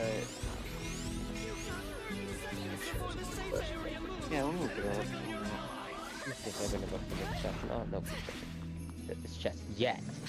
Yet. And I'm going inside. Yep, there's the cement toss. Alright, Waiting for that. Alright, I'm coming. I could just climb along the walls and he can't catch me because he has the fucking... Yeah, no, there he goes. Oh, dick. I hate cement toss so much. God damn, I can't focus on anything. Look at that, though. Apparently, if you do her fate, you get those caddies. I hate fucking you know what's cement toss funny? so goddamn much. Oh, I'm gonna Holy do shit. that. There is a fate like yeah, I saw a blue mage. He can shoot through it, but I can't shoot through it? Yeah. His wall. Yeah, I wouldn't expect a lot of people to know about that. 'Cause not many people are around. Yeah, because that's like. Alright, I'm gonna try and regain my shield. That shit was new content when I first played. Alright, I'm coming towards you. 5 years ago. I see a lot of people. I see more people around having sword Okay. areas than I do It doesn't here. matter. You're way too far away. Yeah, I wish I could move faster. Maybe I'll do that fate if it pops up again. Fucking cement toss, bro. And he's the last person to get a hit on me. I hate this fucking character so much. He's so fucking... He actually is the worst character to go against in this game. I hate him.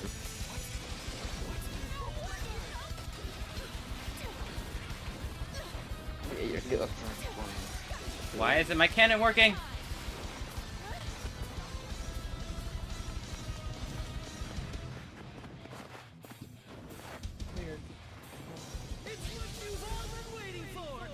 Oh damn it! I gotta. Maybe I'll do that. When does? Do you know when 7.0? I just don't like this map, I think. Sometime Yeah, the map is in fine. July, I think. I'd rather play this. So I have more than enough time to get the okay hopefully. It's the fucking cement toss going after my shit, bro. Is it still fake? Get him, bro! Oh, Is it still healing up. fake? Never mind. Just Yep. Clumsy. I know. I know. Trust. I mean, nah, bro. I'm saying, like, literally, mathematically, unless you pay money, not possible. I'm dead serious. I mean, there's the two of them Even that then, killed. since you started, yeah, and even then, since you started so late, again, not possible. Why did it do that? Might get yellow get few. Think why? Might as well use it immediately. Might as well use it immediately. The regular medals, I can get fairly consistent. It's just the special medals that. That's good. That's good. Your objective down. What the fuck? You're not killing him. Yeah. Because all the other blue mages do. Yeah, it's free eats for them. Damn it, not go that They did to me far. last time when they had that event. So that's why every time I hear about that event, I'm like, oh, okay, cool. You know, I don't even really like yokai like that though. Anyway. You know, the blue mages are going crazy. Yeah, they just do everything in the. I don't know why my shit curved like that. They're one-shotting. Because it was on an incline. That was weird. I don't want to play this fucking map. Thank God we're on the other map. But Ibari, I thought you liked that map. No, I never said I did. When the fuck did I ever say I like that map? I don't know. I just hopped into the conversation. I just wanted to hear your reaction. I did not know solo leveling was on here too. That's crazy. I can move around in this easily. Fuck. 57.6. That's crazy. Apparently, it's cooking now. It is cooking. Yeah. What's I also feel like I'm that- cursed. If I wear any of these fucking My web special novel. skins, I automatically get cooked. 57. Like dead honestly feel like a curse. 57.6K. Dude.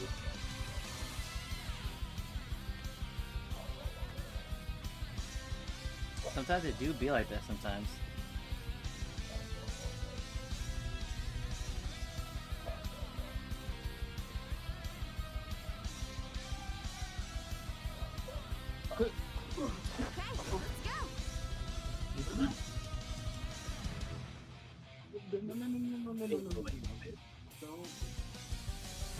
Welcome to the lobby.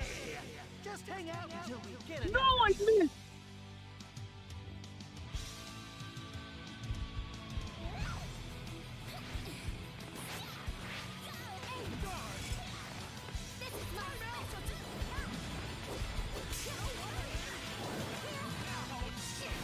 Hit that? No, you can't.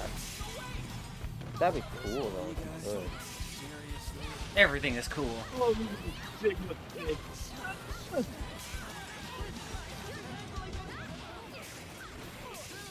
You can hit that though, holy shit. Oh, this. That's a cool ass combo to hit. I wonder how many moves I can actually do that for. All of them. And if that was the case, this character would just be the best character in the game. Yes. Bit of the beach area. I like beaches.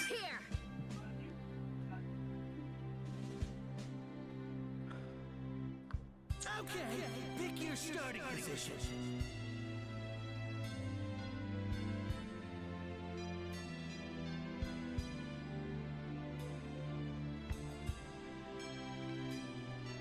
It's done. Good, you chose your position. So it looks like we're surrounded. Uh-huh.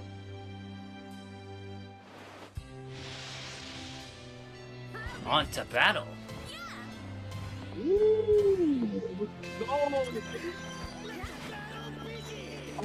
Get this fucking chest. Let me get this fucking chest before that Hiroshima shows up.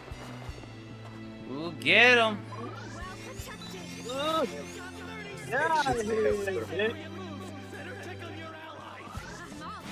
I'm gonna go get that yellow one over there.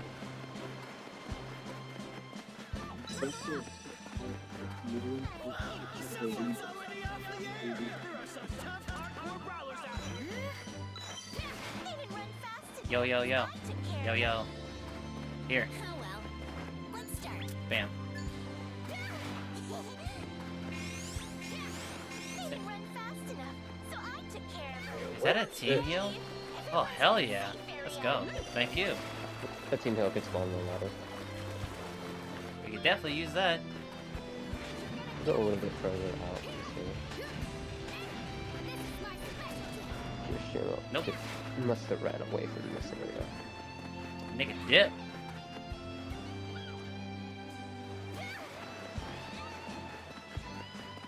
Yes, sir! Nigga dip like it was no tomorrow.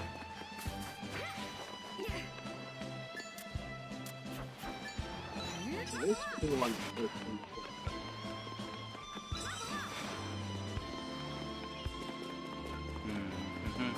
Fuck me. Hey, what is that? Really use a bag right about now. That's what I was looking for. That's all I was happy. Wait.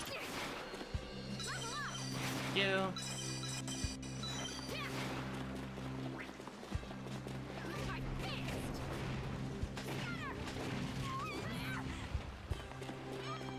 Lucky me. Can you still an item? My heart's beating fast. Oh. Hey, that's a toga, baby. I see you. You saved Alright, I'm coming to help. And I'm not waiting. Yeah, they went up. I think she went up. Did she? No. Oh, yeah, now she did. I'm not gonna. She's just like because it's good to tell exactly where I am. Alright, I'm gonna go back over here. Oh, so that's why that's 30 seconds till the safe area moves. You'll get swallowed up if you're not careful. Guys, how did my thing get full already?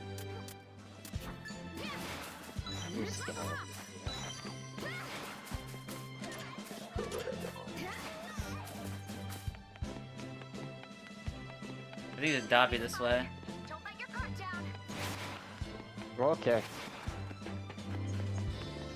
I'm gonna go up here.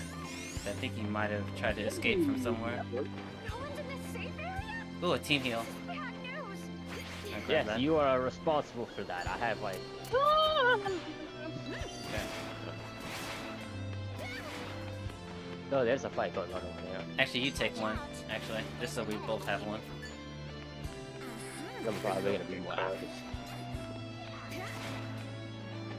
Did they go around this Do you one? see anybody? Yeah, they were down here, so they're Oh. probably cornered. Mountain lady. No way, you went down that way.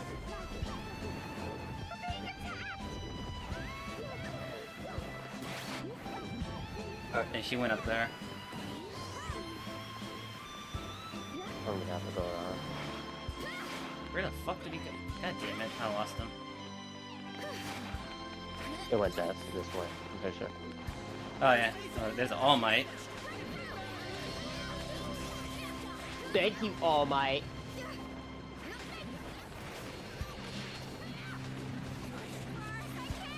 What were your scores, guys? You were pathetic.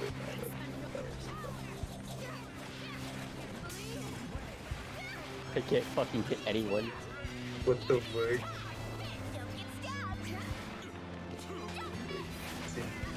Oh yeah. Oh, he was down. Okay. What? He was pushed to play down. Got him again. I'm gonna take a shield. And, you know, real early at the time to be emotional. What? What's your mom? Let's say. That's crazy. Bro got cooked for that. Yeah. Damn. I didn't even notice that he died. Yeah, I saw that in the corner of my eye. I was like, oh, I can kill this man. I was like, oh, finishing attack. Oh shit, that means you have to hit him. Stop your big attack.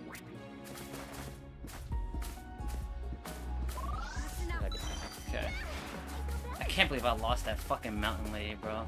I think it only had like 100 health left. Mountain lady was just too slick. Yeah.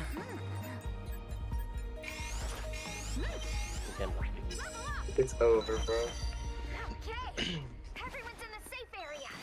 Alright. Wait, another. Come on. Damn, wrong side.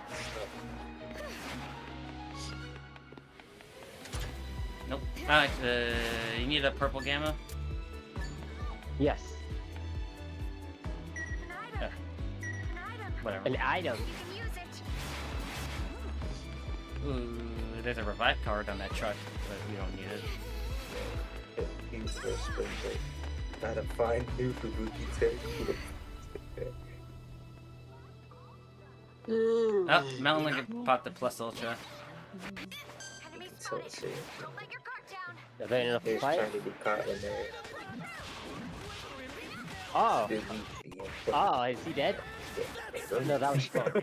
Clone. I think they went up there though. Probably. This is so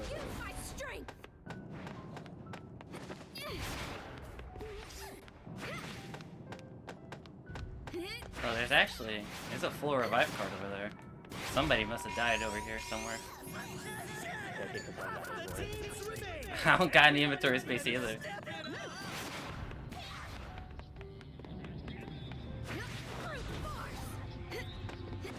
Another team heal. God damn, bro. Alright, I'm gonna get rid of that. There's a fight over here. Watch out. There's an enemy here. It's the same fucking mountain lady, bro. God damn. I wonder if I could just sneak this in the corner.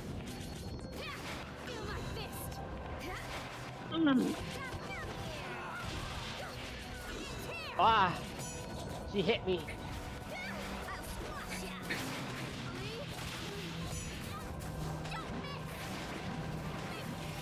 What the fuck? How did he do that?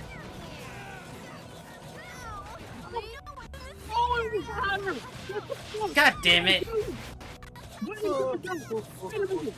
It's so easy. It's so easy for me to lose like track of people in this game.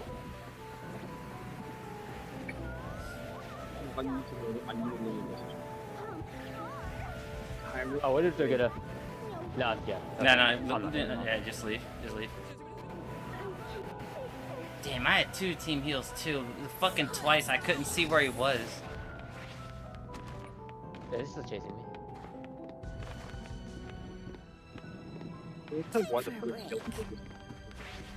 Oh yeah, they're nearby. I feel better. Sorry. I'm just gonna keep running. You should probably heal before you get there.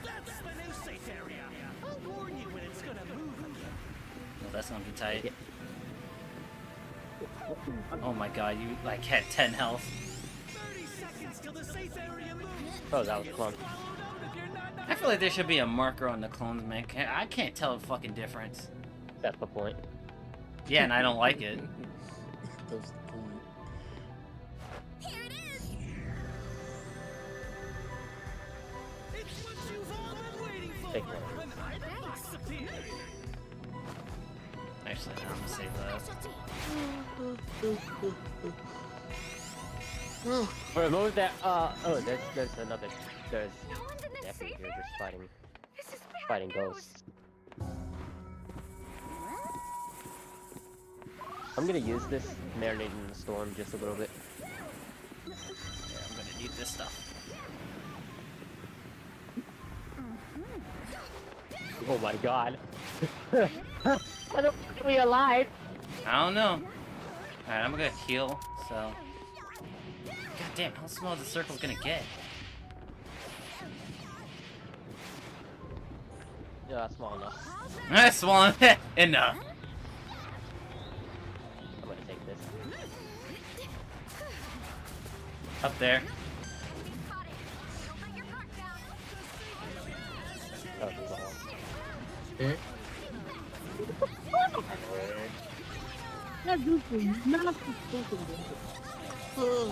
Why the fuck couldn't I get off that thing? Damn it.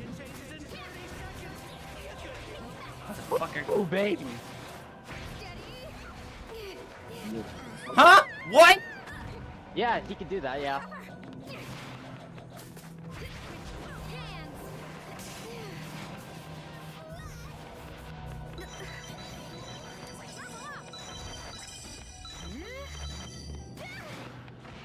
Where are? Oh, there you are.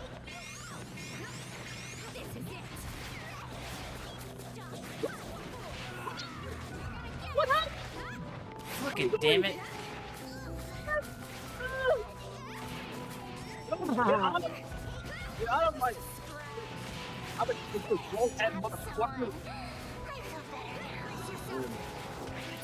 What the fuck? fuck? Bro, where did that nigga come from? I'm gonna use the team heal.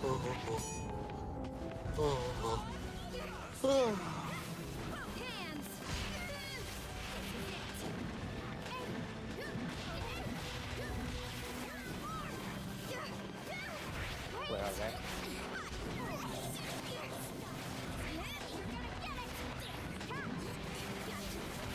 Got him. They're dead. Okay. I think they're marinating on this one. No, they're right there.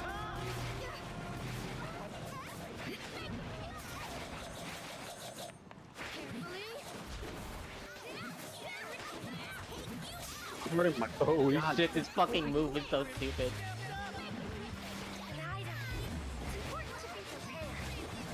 I know which one's the real one, sorry.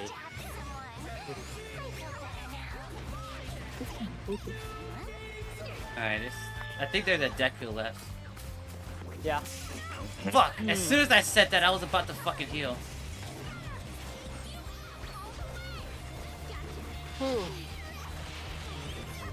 Holy shit. Oh, anything? Oh, you're gonna be Dude, it's... for the win. Like I said, this map is so much better, bro. Dude, it's so easy for me to lose people in this game, man. This map is so much better. No good. Alright! We can be friends.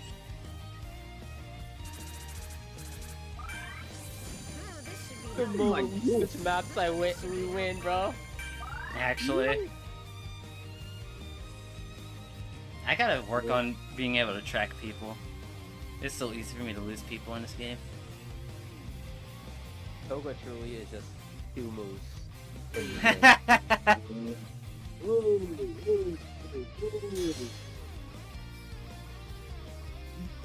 Like, actually, just 2 moves and you win.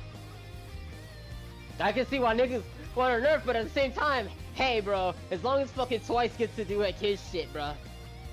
Twice is fucking stupid.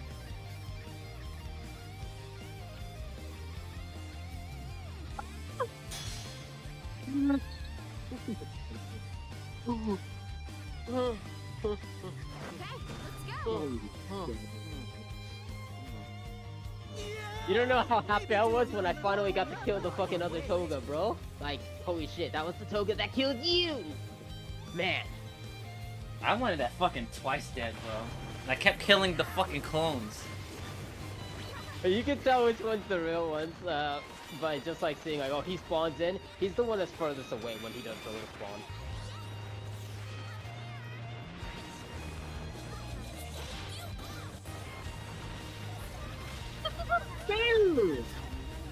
There's the Cementos here.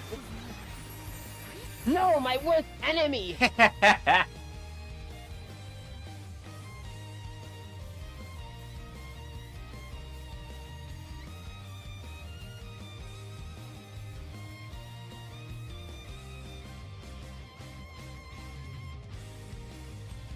No. No. Not this time, asshole. Actually, I'm gonna go to the suburbs. Suburbia.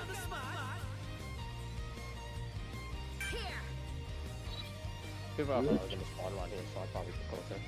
It's probably gonna be my final game because I have to do something after this. Shit.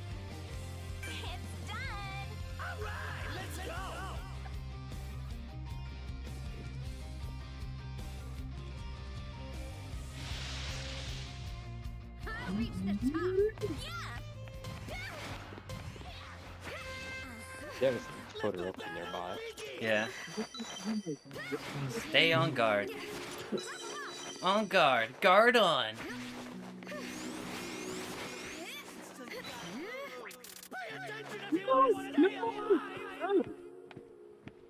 Ah.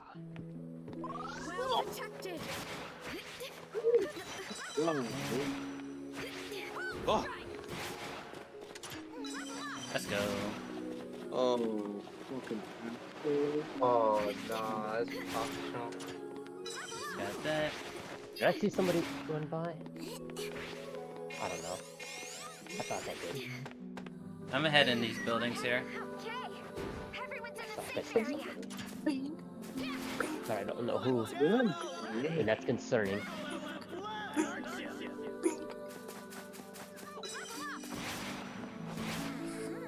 Oh. They're probably all in the shopping mall. Killing each other. Ow. I should probably grab that.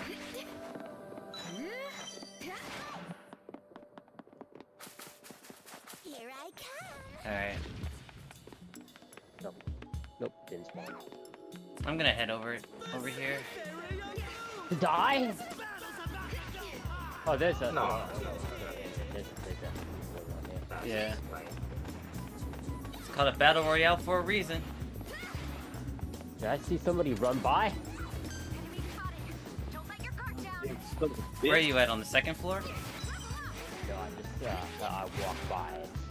I walked by the first floor and I thought I saw somebody. I mean, I did. Alright.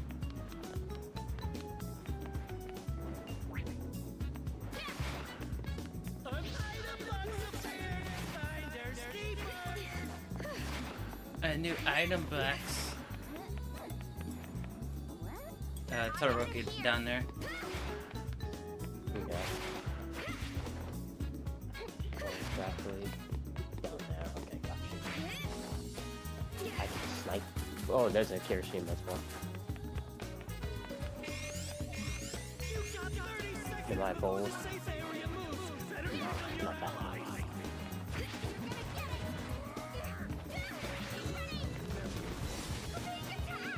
Bro is fighting.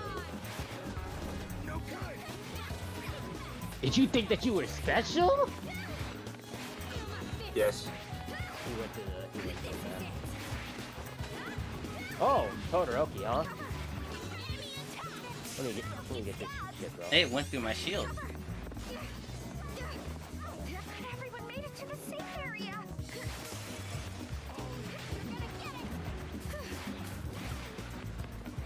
Aw. How the hell did that miss? I don't know, but hey. How did that miss? I'm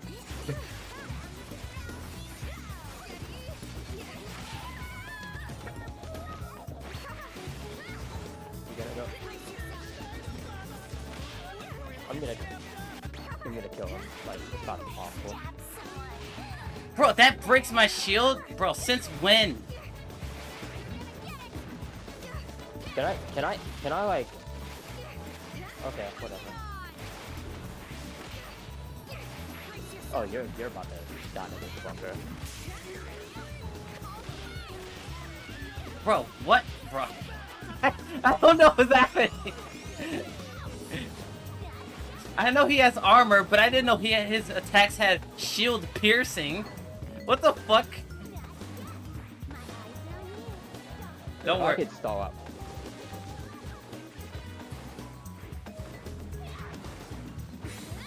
Alright, I'm coming to back you up. Kendo, please. Please. Oh my god. Oh my god.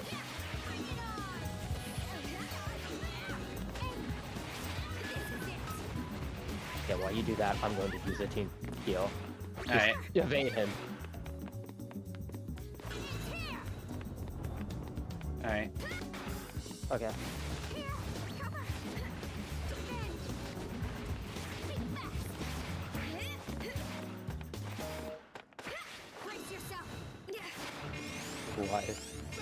Why can't I get this back? That's something I'm gonna have to... Fuck, I'm not dealing with that. There we go. Holy shit. Did you I was find trying to them? get the bag. No, I was trying to get the bag the entire time, and I couldn't fucking get it because there's too many items placed on top of it where I killed him. There he is. Got him.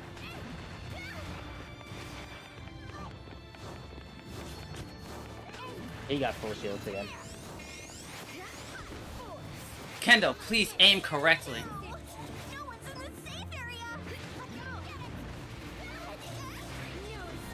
I love how you say that. Where did he go exactly? Oh, he went right there. He went up. You think he's getting away? He went this way. Let's see if I can cut him off. There's a Momo nearby. There is a Toga and a... Yeah, no, I'm not gonna go that way. Toga might come around the corner.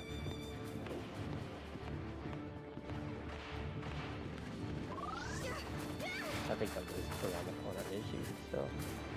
She seems to be. Oh no, it's a Deku. Fuck you, Deku.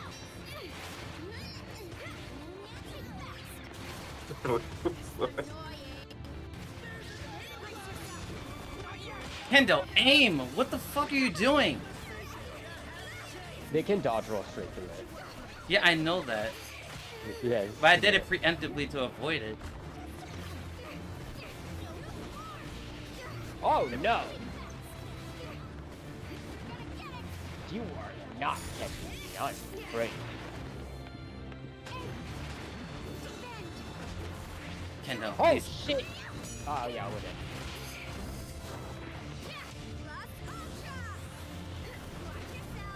Let's see if I can fuck it. Wow!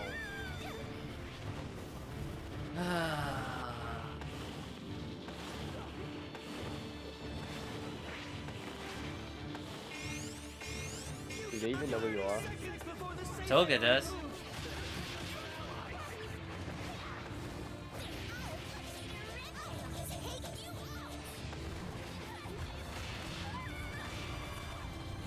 Who hit you? I did.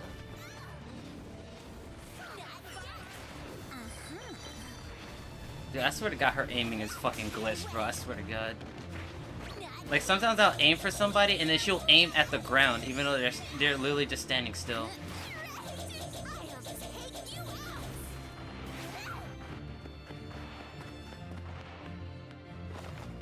I have no idea why that happens.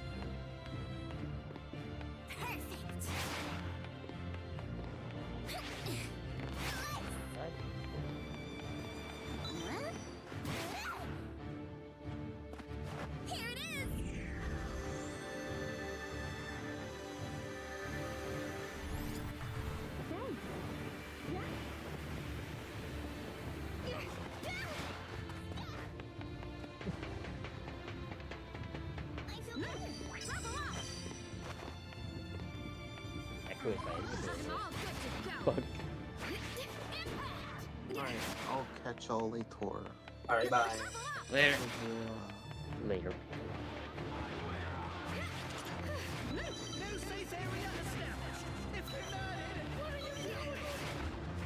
Oh, there are people by you, huh? Yeah. Let's see if I do. I do not see where that fucker went.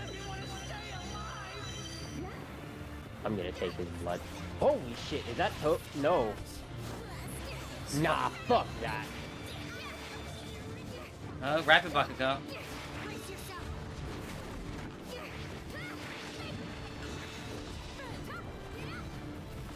We got a jet.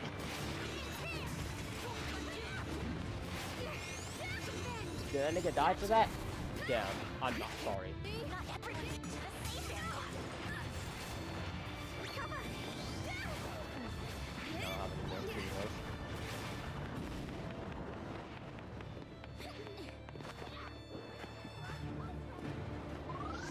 Some plus ultra. Yeah, it was the Momo. I have to scour something from this. I'm gonna go in here and get some more items. They're still fighting. They're fucking...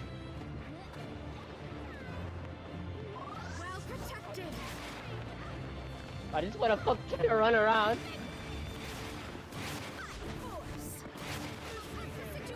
Oh shit! Sorry.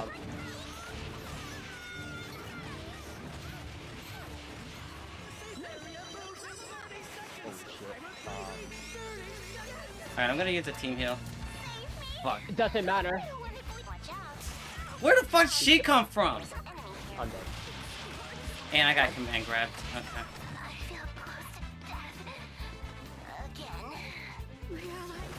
I think you should probably just use their basic melees more. Yeah, if I can even get close.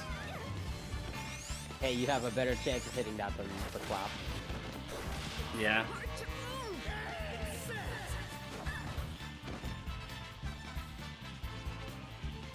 If I didn't get stuck on that fucking building, you probably would've won. You are the greatest heroes! Don't ignore me! Shut up and follow me! On my name. What if I just let the All Might die? Bleed out. Oh my god, her fucking clap aiming is so ass, bro. Like, literally, I get turned, like, I get, like, 180 so many fucking times. It's actually kind of bonkers. Alright.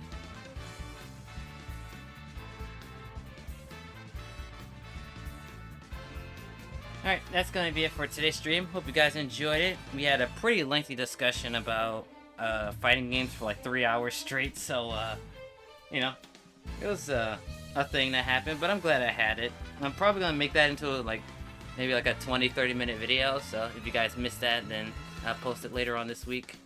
And yeah, that's it for me. Hope you guys have a good evening, and I'll see you guys next time. Sayonara.